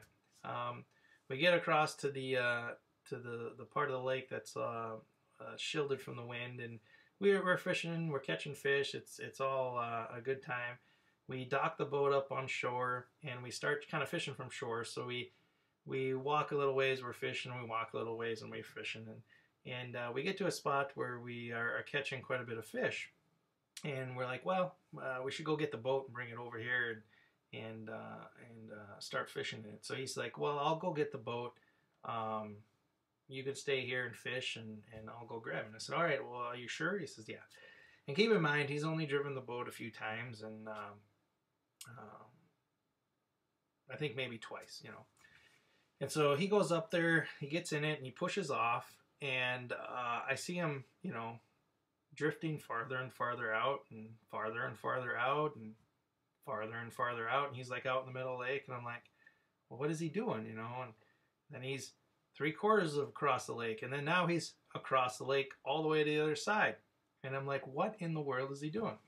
And now keep in mind, this lake isn't like really big or anything, but the wind is blowing pretty heavy, and if it was a calm day, I would actually be able to hear him yell across the lake. So I can barely hear him. He's yelling top of his lungs, and all I can hear is noise, but I can't make out what he's saying. I'm yelling, and I'm yelling with the wind. He can hear me, but I can't hear him. and I'm yelling, what is wrong? What's going on? And I'm hearing bits and pieces, and I get that he can't get the motor down. The trim is up, and he can't release the motor to drive over. That was the whole problem. He pushed off. He couldn't figure out how to get the motor down. He kept filling with it, and he ended up getting blown all the way across the lake. So I'm sitting here waiting for like 45 minutes, and I figured, well, eventually he's going to figure it out. Um, I can't give him directions on how to do it because he's all the way across the lake, and yelling just wasn't working. So I set off and I start walking across around the lake. And keep in mind, I mean, this is going to end up being a little over a 2 mile walk, to get over there, walking along the shore, which wouldn't have been so bad. But on the one side of the lake, it's a marshy little part where a creek runs into it, and that's what feeds the lake. And I knew that was there. I knew it was shallow, but I've never walked through it or anything, and I figured it's going to be fine. So I get over there and I take my shoes off and stuff, and I figure, well, I'm just going to walk through this. It's not going to be any big deal. Well, the water, yeah, was about a foot deep, but the mud was about 4 feet deep. So I'm trampling through the mud, going through the cattails. They're puffing in my face. I've got cattails all over my face, puffy things all over my clothes. I got mud up to my waist. I get out of that. I look like Swamp Thing or something like that. And I get up over there where he's at, and it's about 20 yards of cattails up to the open water that I got to walk through because he can't push the boat up through it. So I'm walking through that. I get up there, and what do I hear when I'm just about ready to touch the boat? I hear a clink, and he says, "Oh, I got it."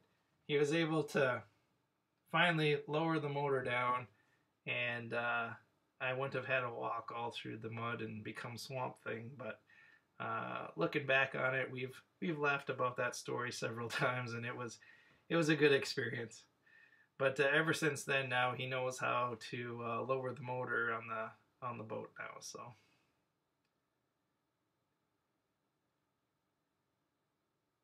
Rattletrap Fishing, how's it going? Good to see you. Thanks for stopping by. Much appreciated. I hope your Christmas went well, and Happy New Year.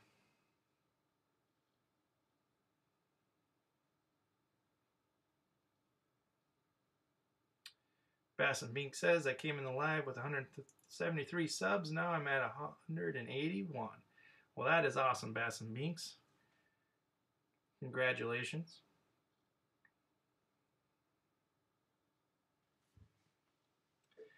And I'll say it again, there's a lot of good people in the chat here, a lot of good video creators, a lot of good supporters. Check each other out, show each other some loves. The only thing that I ask is don't use the S word in the chat. Don't beg for subs, show some love, and most of the time the love will come your way also.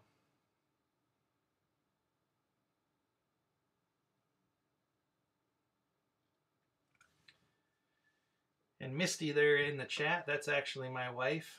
She's upstairs putting the kids to bed and watching and putting in some links and stuff. So thank you, honey, for that. Much appreciated.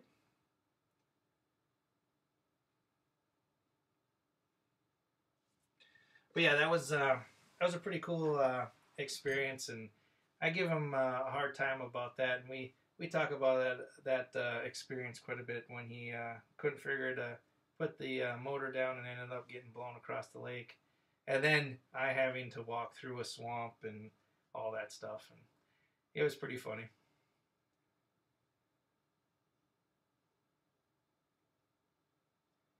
Bass and Binks, yes, I do have an Instagram. If my wife doesn't put it in the chat there, it is a link to it is down in the description to this video. There's a link to all my social medias down there. And on Instagram, I always post a lot of pictures when we're out hunting, fishing, and all that stuff. So, Precision Angler, how's it going, buddy? Good to see you. I hope your night is going well.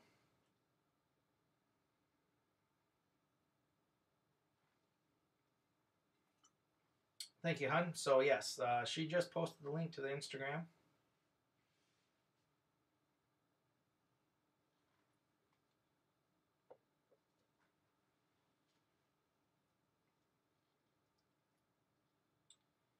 Does anybody have any special plans for the New Year's? Mossy Horn Hunter. I am in Minnesota. I live in west central Minnesota.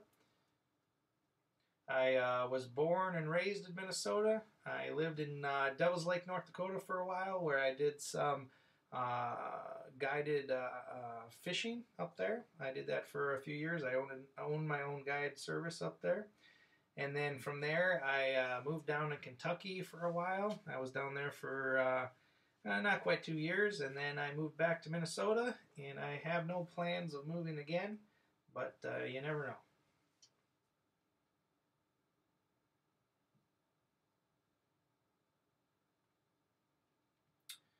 Precision Angle says no special plans. Waking up early on the 1st for our trout and salmon opener. That is cool. Good luck on that. I've never gone salmon fishing. I have done trout fishing a few times though. We have a few streams up here where they stock that is close by me, where the DNR will stock trout in. And then up in the northern and western part of the eastern part of the state, we do have lakes that have trout and stuff in, but I don't usually drive up there that much to go fishing for them. I want to next year here. I kind of want to take Jackson on a little trout weekend where we'll drive around, kind of do across the Minnesota. We'll do a couple overnights, and then we'll hit some of these trout streams and lakes and stuff along the way, and have a little trout trip, which will be kind of cool.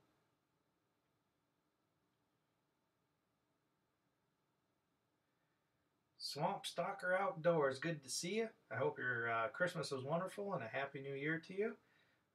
Thanks for stopping by. Much appreciated. Bass and Bing says, move to Ohio, yeah? You never know, maybe one day.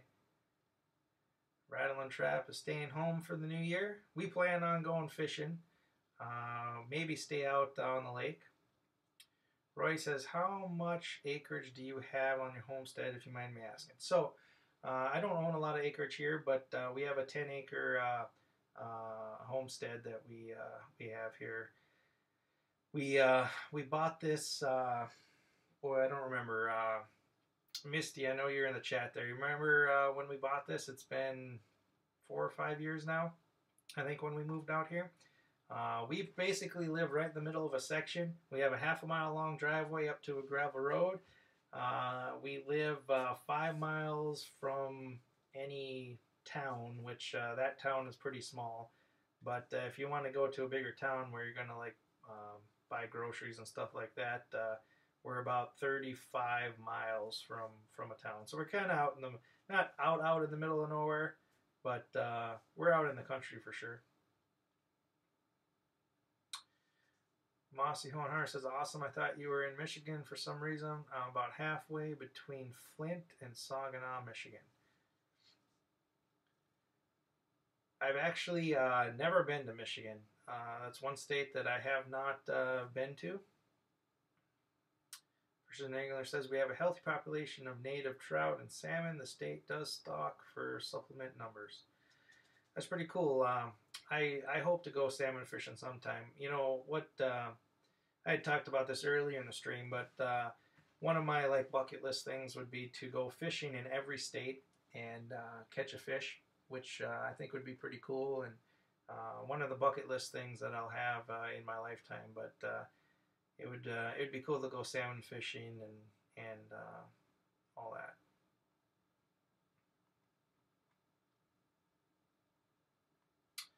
Swamp Star says, was good, brother. I hope yours was great as well. I had a great Christmas. It was good. We did some fishing and spent a lot of time with family. It was a really good time.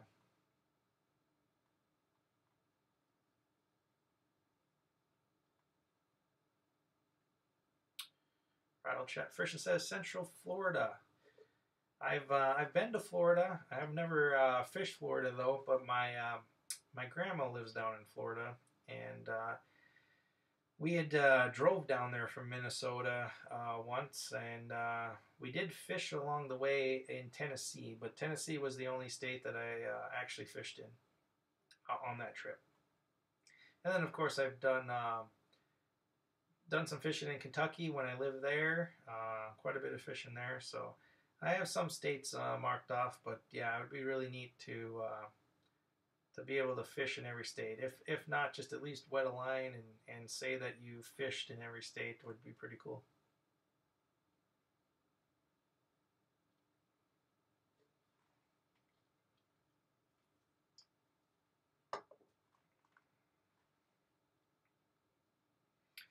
But when I lived up in Devil's Lake, North Dakota, I had a guide service up there where I did fishing on the lake there, and that was pretty successful. That was really fun. Met a lot of interesting people. I'll tell a story about that, which was pretty cool. So I got a few odd requests, or what I thought was odd requests, but I would get calls from bird watchers quite often where they would want to be guided around the lake and stuff, and they just were looking to bird watch. So that was kind of interesting, where you just kind of drive around the lake up into the wooded areas. I don't know if anybody's familiar with Devil's Lake in North Dakota, but the lake itself flooded quite a few years ago now, but it basically like quadrupled in size. It major flooding. The lake took a lot of farmland, took a lot of houses, took a lot of flooded, a lot of wooded areas and stuff. So there's a lot of cool flooded timber on the lake, where literally, what used to be like a 10-acre, say, wooded lot or something like that, is under the water now. So you can go up there in your boat and stuff, and it's pretty cool. And these areas, of course, attract a lot of birds and stuff like that. So the bird enthusiasts and stuff would want to go bird watching and all that stuff. So would take people up through there. And I'm not really sure what bird it was. I think it's a martin, but I'm not 100% sure.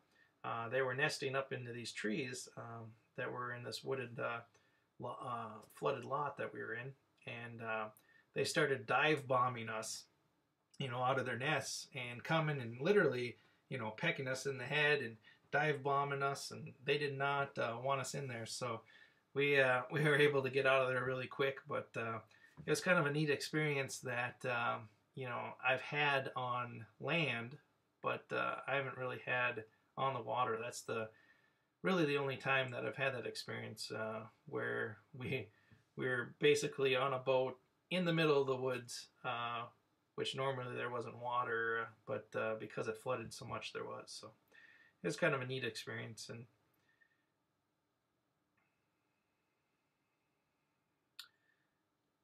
No Limit Cassie, how's it going? Good to see you. I hope everything is well with you. I know that I think you guys are still at the hospital, but you guys are in our thoughts and in our prayers, and we've been thinking about you a lot.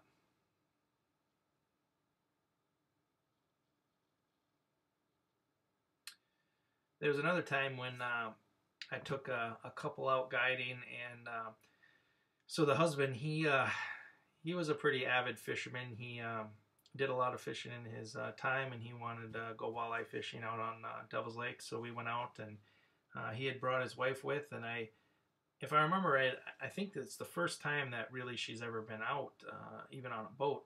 They had been recently married, and she didn't have much experience out on the water or anything like that. And he wanted to take her along and show her what it's all about. So we went out there, and we ended up fishing this flooded railroad track, and we docked up along the railroad track. We were walking and fishing and walking and fishing, and this particular railroad track, there's a lot of it that's under the water, and then there was a bridge where there was a creek that went under it, many years ago. But when it flooded, it came up, about 20 feet, and the bridge and everything is underwater, and part of the tracks are too. And it holds a lot of fish there though. So we were targeting that area, and because of all the timber and stuff that gets flooded on that lake, there's a lot of floating logs, floating like root balls and stuff too from the trees as they tip over, after many years. And so the wife of this guy thought this was really, really cool, and so she went on a walk down these railroad tracks, and she was picking up, these great big root balls from the trees and stuff that had blown in from the waves and everything, and she brought them over, and she, I think, had like, I don't know, 10 or 12 of them, and she was trying to convince him that they needed to bring some of these back and sit out in front of their driveway as a decoration or whatever. And I swear they went back and forth bickering for about 2 hours before he finally caved and said, "All right, well, you can take 2 back. You can take 2 of them back." So she was sitting there figuring out which ones she wanted, and picked 2 of them, and we put them in the boat. And as far as I know, they're still sitting at the end of their driveway. So let's see, I get caught up with chat here. KO Sports and Outdoors, how is it going? I hope your Christmas was great. Happy New Year. Can I please get a shout out? I'll hit you. You betcha, KO. If anybody hasn't checked out KO yet, give them a check out. A lot of good people in the chat here. Show each other some love. Again, the only thing I ask is just don't use the S word in the chat. Don't beg for support. Give support, give the love, and the love will come back.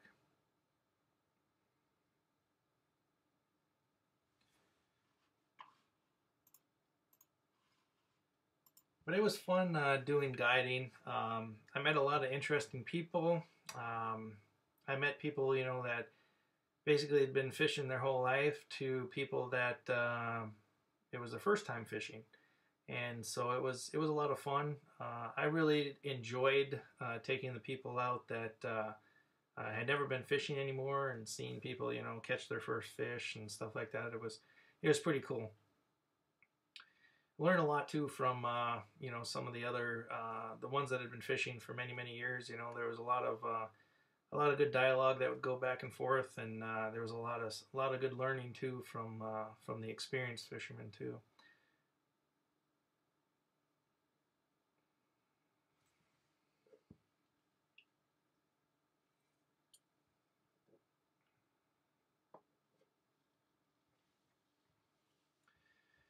One of the worst days I had out guiding though was I actually broke down out there. I had a couple guys with me. We had went out on a flooded flat where it was just farm field before, but when the lake went up, it was all flooded. So it was this flooded flat, and walleye fishing was pretty good out there. And so we went on right off the road in a road ditch. Went out there. I don't know. We were probably about 3 miles out or so, and in this area, cell service just didn't exist. It was really hard to pick up a signal or anything. And we were fishing for a while, and the starter on my boat, my big motor, it went kaput. The inside there, the brushes and everything, it was gone. Couldn't use it to start the motor anymore, and we had already been out there a ways, and all I had was the trolling motor and stuff. So of course we started with the trolling motor coming back, and we were fishing as we were coming and stuff, but there wasn't enough battery power or anything to get us back. It was a long ways out, and wind was blowing pretty good, and there was just no way that was going to get us all the way back. But it got us to the point where I did get some cell service, and I was able to call the DNR, and the DNR did come out and ended up towing us back. Those guys were really great guys. Even though that the trip didn't go as according to plan, and we did break out on the water, their spirits was high, and they were fishing the whole time, and they were just really good guys. So it wasn't a bad experience because of that, but just a bad experience because that was the first and only time that so far that I have broken down out on the water.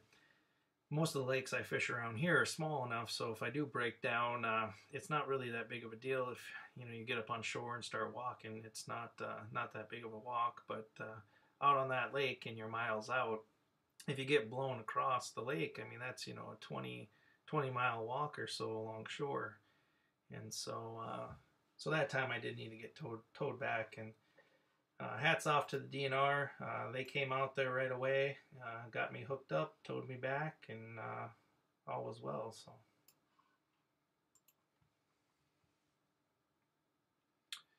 Bassmink says, I want to go hunting, but I have to wait until I go down with my buddy.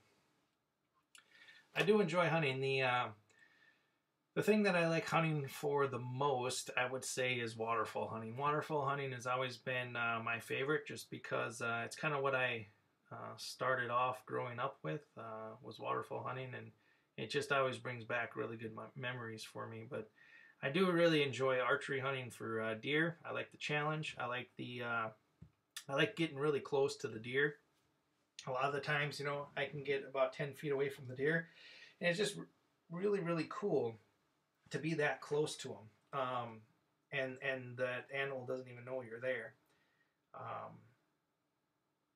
It's just something about it when you can basically look the deer right in the eye, and it's just really cool.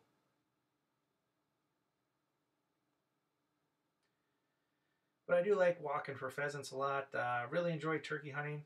Turkey hunting was pretty special to me this past spring, because I was able to take Jackson hunted turkeys for the first time this last spring. He was old enough to where he could get his own license and actually shoot one, so he shot his first turkey, and that was pretty cool. And I took out my dad too. He had never been turkey hunting before, so it was his first experience turkey hunting too.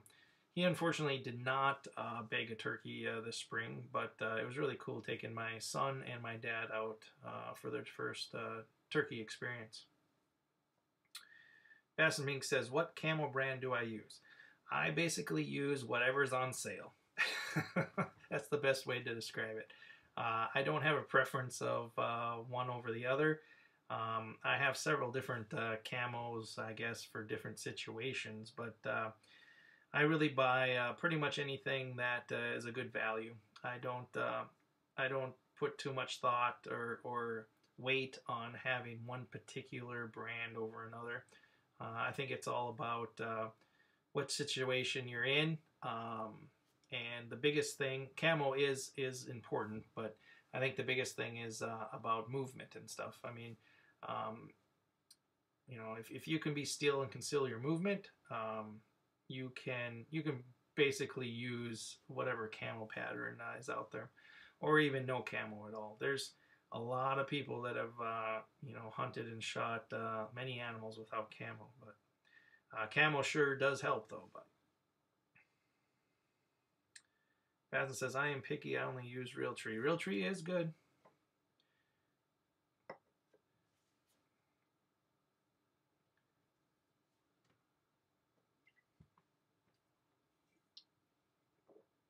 I have a lot of Realtree also.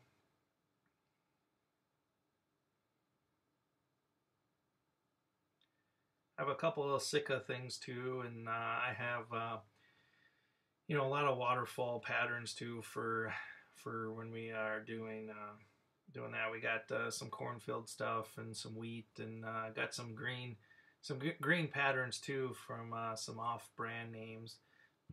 So when we're doing early duck season and stuff in the swamps and the cattails are very green, we use that.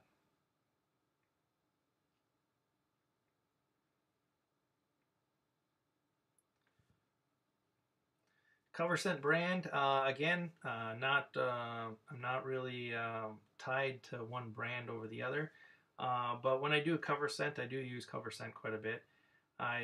It depends on the season of the deer season, if it's early season or if it's pre-rut or if it's rut or post-rut and so forth and so on. But I do use just like I'll use fox urine quite a bit early season. I will use a doe urine too, then I'll switch over to a doe and heat, of course, when the rut starts coming around. And I'll use that really late into the year too. You know, when the main rut happens, which it's really good, but then there's about a lull for a week or 10 days, and then the fawns start going into heat, and you know I think that is almost better than the first rut in my opinion, because there's less does in heat. The bucks are still very ruddy. They start getting very aggravated because they can still smell the fawns going into heat, but they start chasing around or wanting to breed, you know, all the other does and stuff, and they're done. They don't want anything to do with them, and they start getting really, really frustrated. And that's where I've really had most of my, you know, big buck encounters is during that second rut when the young deer start going into heat. It seems like the bucks are even more pissed off. They come to calling a lot more. They at least up here in Minnesota, they're more susceptible to calling. They're more susceptible to the scent too. I mean, if you start dragging a scent trail during the second rut, they just, I mean, they pin on it and they go. They don't even think about anything else. They'll do that in the main rut too, but I just see a lot more of it in the second rut, at least up in Minnesota.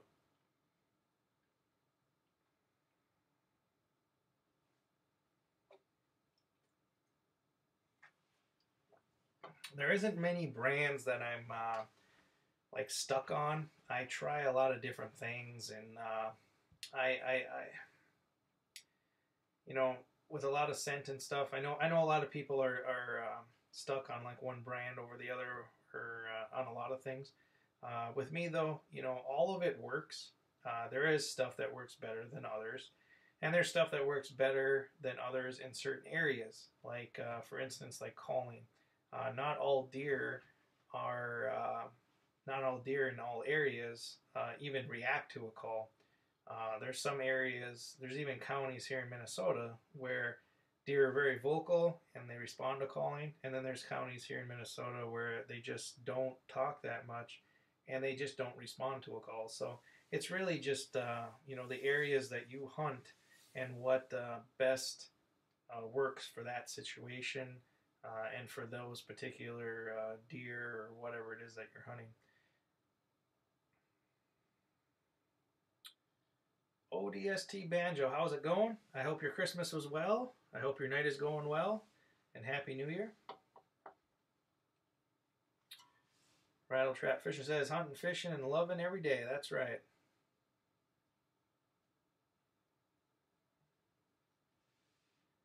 I appreciate you stopping by, ODST. You got any plans for the New Year's?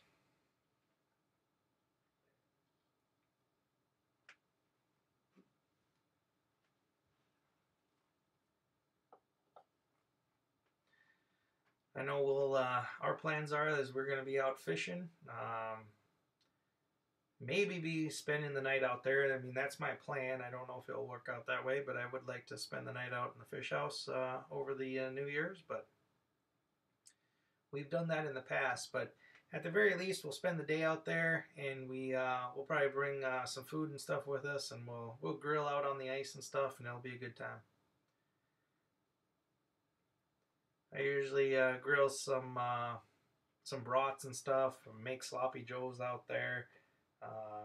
It's usually a pretty good time. For some reason, food tastes better when it's cooked out on the ice or just outside. I don't know why that is, but if you cook food outside, it seems like it always tastes a little bit better.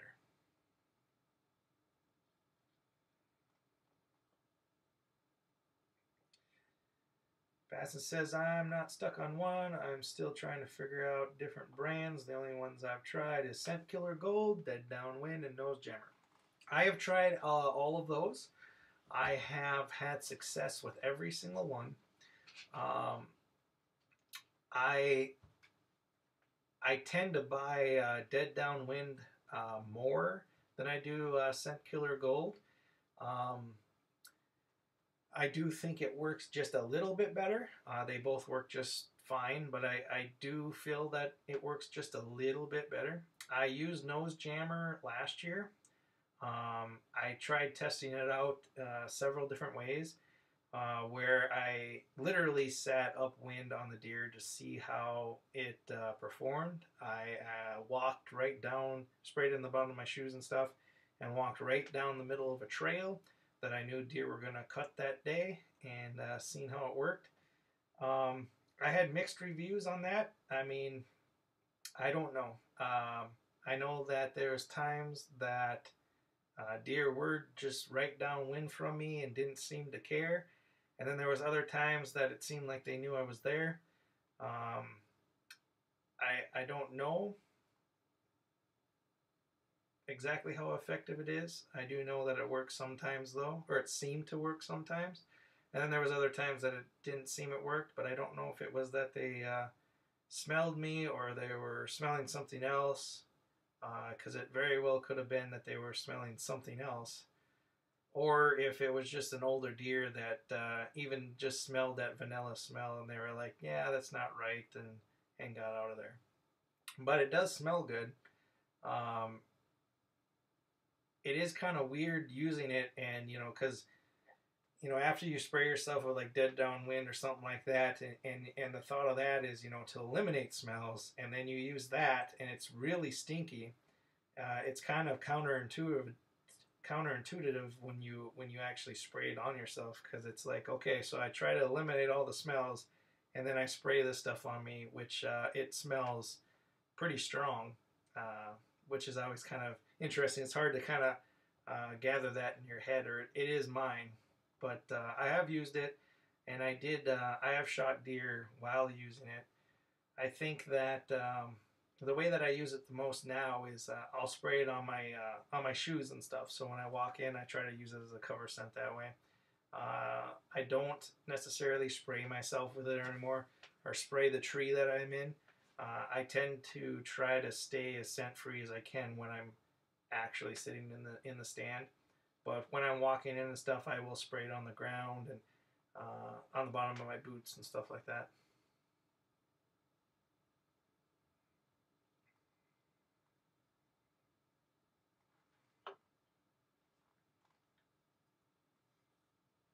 One thing I can tell you though that I do like is if you're gonna use like scents and stuff, especially like Doe and Heat or stuff like that. If you don't buy a brand that's in a spray bottle, pick yourself up a little spray bottle and put it in that.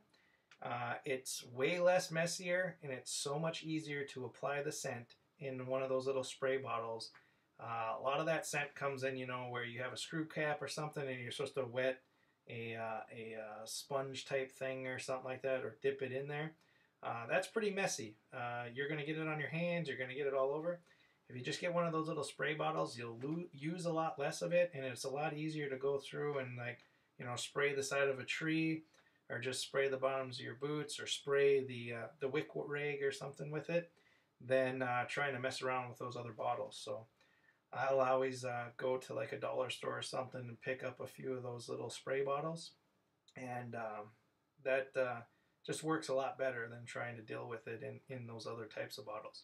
There's some brands that sell it right in the spray bottle, which are good too. But if you don't like those brands, just pick up a spray bottle at a dollar store or Walmart or something like that, and it makes the application a lot easier.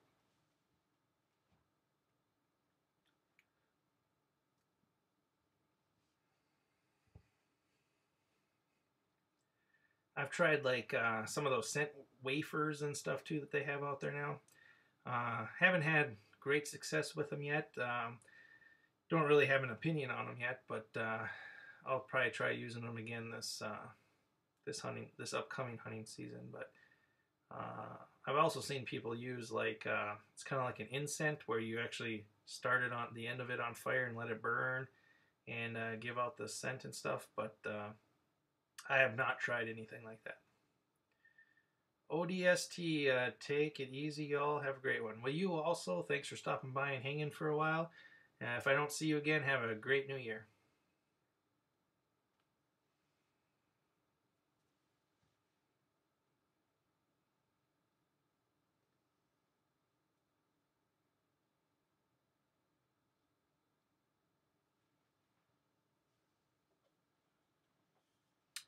Swamp Stalker says, I remember when I was a kid, my dad used some kind of cover scent that smelled like a skunk. Well, I actually, now that you said a skunk, I can't remember. I can't remember who it is. It's one of my one of the people I'm subscribed to. He's a trapper, and he got a skunk that I don't remember if he got it in a trap or if he got it like it was hit by a car or something.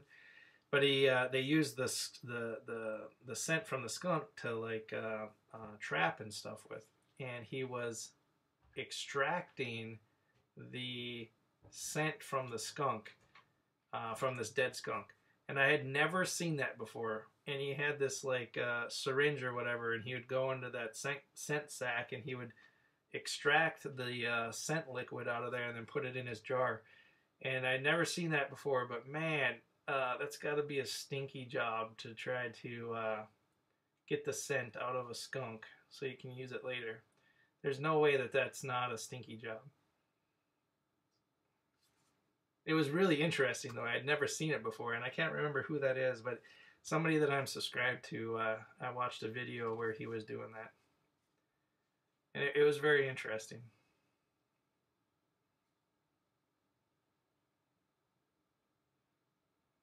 I have been sprayed by a skunk a few times when I was waterfall hunting. I was alongside of a swamp sitting in the cattails, and I suppose when I walked in or whatever, you know, I kind of made a trail going in, and it put the cattails down and stuff, and I heard something behind me, and here comes a skunk walking right up the trail. He had no clue I was there. He's literally like right on top of me. And I turned around, and I don't know if he scared me more or if I scared him more. But anyway, he let a puff of perfume out, as we'll call it. And that was my closest encounter with a skunk. And I tell you what, when a skunk sprays like that and you're that close, I mean, your eyes water. It's like tear gas. I don't know. It's bad.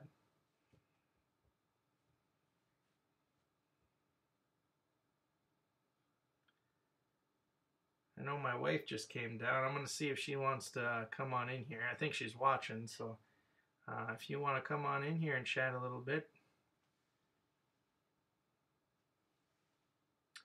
Yeah, Swamp Stalker, it wasn't good. It was a pretty stinky, smelly situation. I knew a couple people that actually had skunks as a pet. One person had it descented, but yet it still stunk. I mean, it still had a smell to it. And there was another one that didn't even have it descented, and they would have it in their house. And there was one time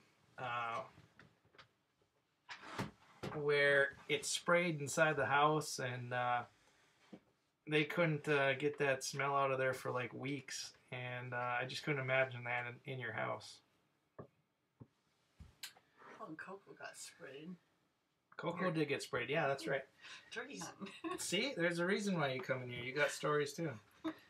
So for everybody that haven't met my wife, this is my wife, Misty. She usually joins me every once in a while. So, but yeah, she just brought up. There is another skunk story. This was 2 years ago. Yeah, this one would be 2 years ago. Yeah, it was 2 years ago. We were, I think it was opening morning of turkey season in the springtime. And we got up really early, and we drive a little over an hour away to the to our turkey hunting area. And so we were up early, and we let the dog out because we were going to be gone most of the day. So we let the dog out, and hold and behold, there's a skunk like right there. dog sticks its nose right in it, gets sprayed, you know, right before we're gonna go, and we had to deal with that smelly mess right away. So, and that stunk too. It did, and she smelled so bad for so long. Yeah, it took many baths and scrubbing her down to try to get that scent out of her. And then she got sprayed again wouldn't be last year. I was pregnant during that, and she got sprayed again. And I had to run back in the house, big pregnant, trying to get away from my smelly dog. Bassin Bink says some people make their own cover scent. They boil leaves, twigs, etc. I haven't tried it, but worth a try. Yes, I've seen that too. I've seen a few YouTube videos on it. I've never tried that either, but I mean, it would work, especially if you're using like pine and stuff like that. You know, if you're like up here, we have a lot of pine trees and stuff like that. I could see, you know, like boiling down some pine or something like that, making a pine scent. I mean, that would work pretty good, I think.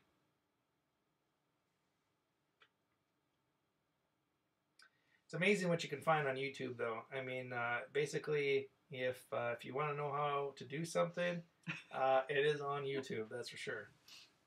Well, what do they say? It's the second biggest search engine on the internet. Makes sense.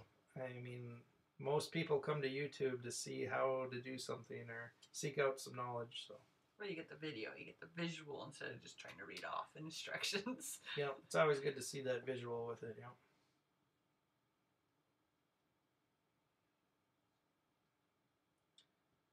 You have a story to tell, one that I haven't already told, or? Not off the top of my head, I guess. Though Jackson was excited when you said about the fishing trip upstairs. You know, we were sitting up there and you're talking about taking him walleye fishing, you know? Mm-hmm. And he told me to tell you that he said yes, he definitely wants to go. When I was talking about trout fishing? Trout fishing, Yeah. that's what it was. It was trout fishing. Yeah, it would be fun, you know, doing kind of a trout weekend through Minnesota, checking out some trout rivers and stuff like that would be pretty cool. Swamp Stalker says, that's right, I use YouTube to fix everything. I also do that. I did that with the brakes for the truck. I had to fix them and I went and hopped on YouTube so I could figure out how to get them off. That's right. There's pretty much a video for everything. I learned to bass fish from YouTube thanks to Lunkers, LFG, and John B. Yeah, Lunkers, I've been a long time subscriber to Lunkers. Lunkers is pretty awesome. Like watching him. Lake Fork guy too. John B. They're all good people. I see One Cast, One Fish is back making videos too, so that's pretty cool. I've been watching him for quite a while too. But all those guys are pretty entertaining. I don't know who I've been watching the most though. I've been on YouTube for a long time, not necessarily making videos. We just started doing that April this last year, so we haven't been doing that for even a year yet. But I've been on YouTube though, watching videos for many years, and I don't even know. I couldn't even tell you what my first person I subscribed to was. Yeah, I'm sorry. Yes, one rod, one rod. I said one. What did I say? One cast, one fish. I think so. Yeah. I'm also subscribed to One Cast, One Fish too. But yes, I was getting them mixed up. Yes, one rod, one reel.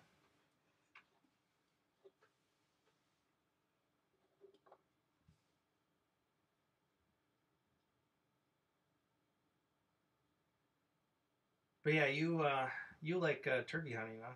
That's my favorite because they interact with you. You call, they call back, and then they come up and they strut and look at your decoys and they'll poof up. And some will attack decoys. We've never really, I guess, had one attack one yet. They get close, but they've never attacked it yet. Yeah. Thankfully, they haven't because our decoy probably would have flown away the one day it was really windy. But You've shot two now, I think. Two yeah, I got two because I didn't go this year. So yeah, I've gotten two now from the 3 years we've turkey hunted. Swamp Star says, well, I hate to leave, but 3 a.m. is going to roll around quick. Hope everyone has a great night. Well, you have a great night too, Swamp Stalker. Thanks for stopping by and spending some time with us. Much appreciated.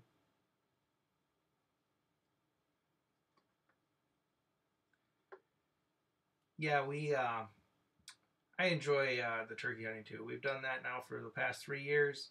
Uh, Misty here didn't go this last year though because of course of James, but we've always been very successful turkey hunting, and it is a lot of fun. They react really good with calls and decoys and stuff, and it's really fun calling them in and like she said, you know, they'll come in just pissed off. I mean, they'll be all happy to start with, and as soon as they see your decoy, they get mad. That's they get it. mad.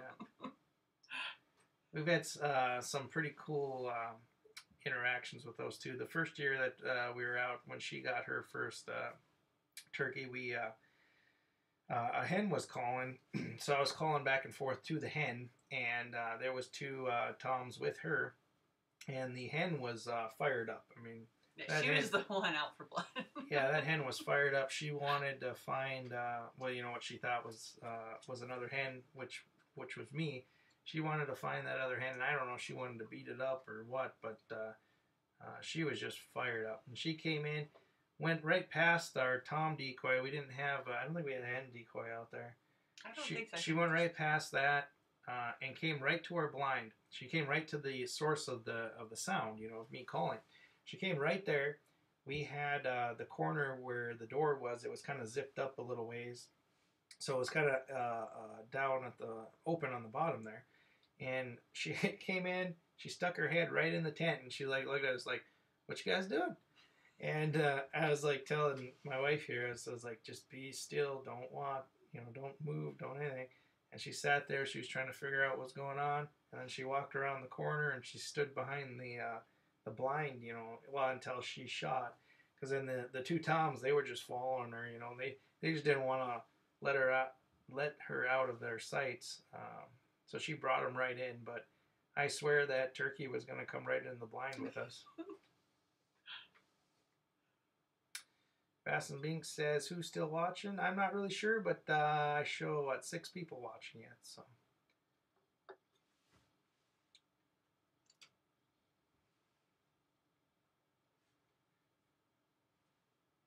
But yeah, turkey hunting is pretty good. We usually we'll go out turkey hunting, and then that's what we have for our Thanksgiving meals. So this last Thanksgiving was pretty cool because Jackson got to shoot his first turkey, and then we ate it for Thanksgiving. So he got to feed everybody turkey dinner, which was pretty cool. He made sure everybody knew it was his turkey. He was pretty proud of that, yeah. We've tried it in the fall, but it's just not the same in the fall as it is in the spring. They don't do the calling. You have to sneak up and try to get them. Yeah, we have, like she said, we have tried to turkey hunt in the fall, but they're not really nearly as responsive to calling or anything like that. It's a lot better in the springtime where they're much more interactive. They're in there, you know, they're out trying to breed and stuff, and they're pissed off. They don't want other toms around. They're searching for hens and excuse me. Been talking for a while. My throat is a little dry. Water.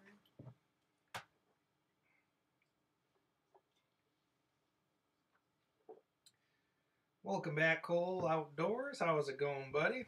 Hope your night is still going well. Good to see you again. Yeah, I was trying to post links, and I'm used to texting, so you hit the enter button to go to the next line, and that just hit send, I found out. So every time I hit send, I'd have to then post the link in the next row.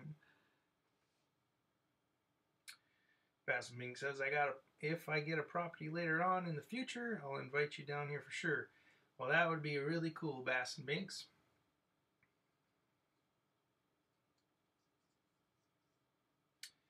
Cole is about, I'm up to 820 now. You are on fire. You're going to hit 1,000 before you know it. That's awesome.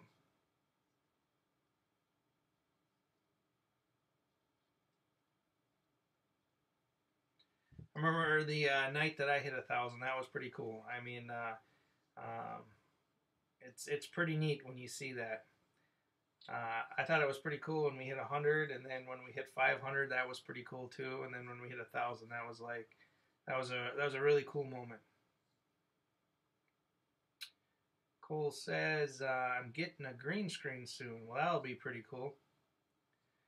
I've done I've made movies for a long time, not necessarily fishing movies and stuff, but we used to make like cover song movies and stuff, and playing guitar and all that stuff, and I also did some, I don't know, what do you call, special effect movies and stuff like that. So I also have a green screen, and I've done a fair amount of green screening too, and they can be a lot of fun.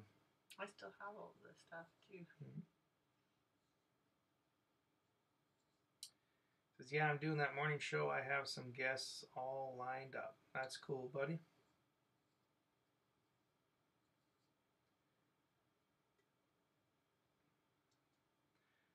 Bass and Binks says, I think I'm at 182. That's awesome. You'll be at 200 before you know it.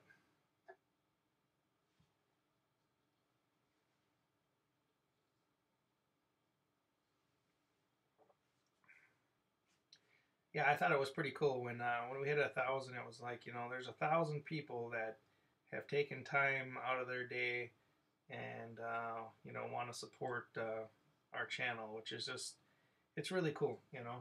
It's really cool too when we do like these lives or post a video, and we see people take time out of their busy lives and watch it, and leave a comment and hit a thumbs up or something like that. It's just really, really cool to know that there's people that are taking time out of their day and doing that.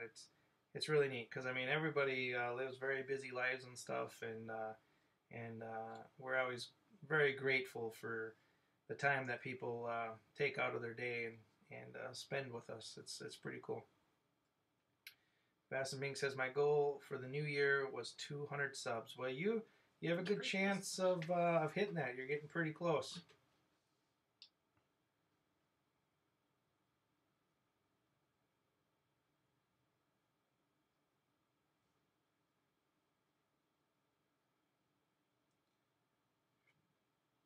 I tried to get everyone in my stream earlier to come at 25 in there when I close it down. Well, I always appreciate that, Cole.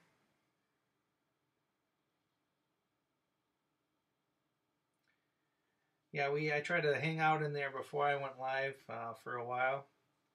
It's always fun hanging out in your streams. Hanging out in yours and Rocco's and Jake's. A lot of good people, a lot of good streams. My channel is just over 3 months old. Yeah, you've grown really fast. It's pretty cool. Like I said, we started making videos in April, and we really just started growing like the last, I don't know, 3 or 4 months is when we really had most of our growth. But let's see here.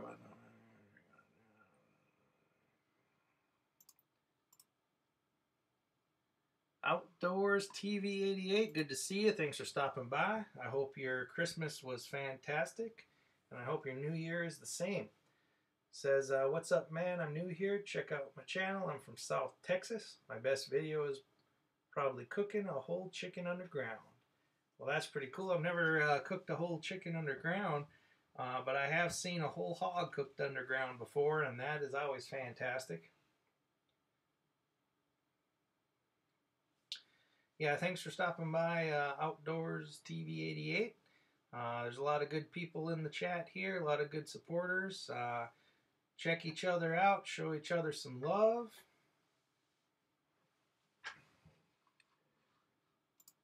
And we got Joshua Thorsvig says, are you still getting the mystery tackle boxes? How is it working out? Well, good to see you, buddy. Good to see you on a live stream. Yes, we do still get the mystery tackle boxes. Earlier in this live, we actually did an unboxing on one. I know I think there's some new people in the chat that might not have been there, so we can go through that again. But we've been doing, so I've actually been doing the Elite boxes, and which are these ones right here, these elite boxes, and we did that all summer long for bass fishing, and got a lot of good baits out of them.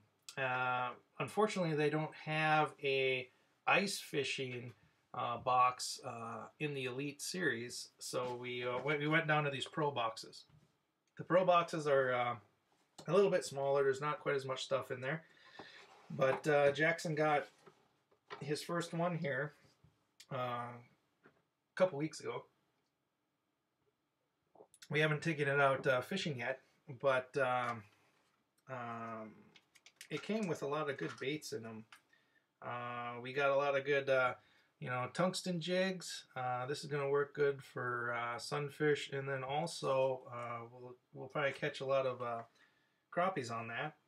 We got some small snell hooks here, which we'll use for sunfish. And I think what we're going to end up doing is doing another challenge video on this box and see if we can't catch a fish on every bait in the box in a determined amount of time, kind of like we did with the summer bass box. We also got some of these nice plastics here. These are going to work good for crappies too. These ones are kind of interesting because they have this big long tail on them, and then they have this big wedge on the back. So that thing is going to move around quite a bit when you jig it, and it's going to displace a lot of water. So that should bring in the fish pretty good. We got some more tungsten jigs here. I always like the tungsten jigs. They get down deep in the water really easy, and you can get more weight and a smaller jig. So especially later in the year when those fish start getting finicky, you can get them to bite. True North Angler, how's it going? I hope you had a great Christmas. Thanks for stopping by. Hope your night's going well. We got one of these jigging baits here too. We usually catch a lot of fish on these guys too, and that's a pretty good bait. We got some other plastics with some pretty good tails on them. I think these are going to work good for crappies too. They sent us a free lure in this box too, where they sent a spinner bait. It's going to be a while before we get to use this. We'll have to wait until the lakes open back up, but they sent that along as a free gift. Sent us a couple more jigs here, some Sitka jigs. We use Sitka quite a bit. They're good jigs. We got a jig and spoon. We do pretty good with these jig and spoons. You know, we'll catch walleyes, catch some northerns on those too. And then this one here, this is the one that I'm pretty excited about using. This is gonna catch some walleyes. I don't know what it is about it, but when you get a jig and spoon like that and you put a little eye like that on it, it seems to attract the walleyes in like crazy. And I don't know why that is, but yeah, anytime that you can get one like that with an eye on it, little eyeball, they tend to work very well.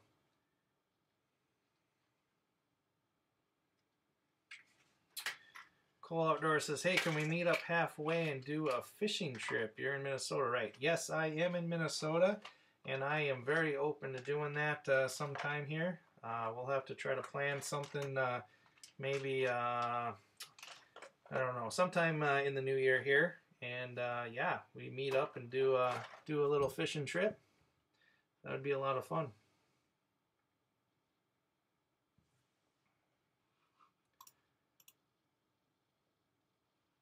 Let's see here. Bass Mink says, aren't those like $45? So the Elite box, so I honestly couldn't tell you what they cost now, because I've been a subscriber for a very long time, and so I think I get them for a little bit cheaper than they are. So I couldn't tell you for sure, but I can tell you what I pay. For the Elite box, I end up paying $36 for the Elite box. The Pro box, I end up paying, it's $27. Again, I think that's a little cheaper than what the boxes are if you would sign up today. but I've been a subscriber for a long time, and so I still am on the rates that they were before they raised them, but I can't tell you for sure what they are right now because it's been a while since I've actually looked, but I buy a lot of bait too, just off their bait shop, off the Carl's bait shop. I actually bought some rods and reels off of that this summer too. I buy some quite a bit of baits off that too. And if you buy the baits right before they ship the boxes, or if you have them ship them in the boxes, then it's free shipping and everything. So I tend to do that a lot. I'm actually a subscriber to the bait shop too, where it's a year membership and you get special perks too. You get like 15% off stuff. You get some breaks and stuff throughout the year. So I've been a subscriber to the bait shop too, which has really paid off for me. I think when I signed up for that, it was $100, I think, for a year subscription, and I've ended up getting like $500 of free credit to their bait shop since I've been a member. So it's not only paid for the subscription, but I've gotten a lot of free stuff from them. I even won a giveaway that they had this past summer too. Mystery Tackle Box had a giveaway, and I had won that too. So I buy a lot of stuff from them.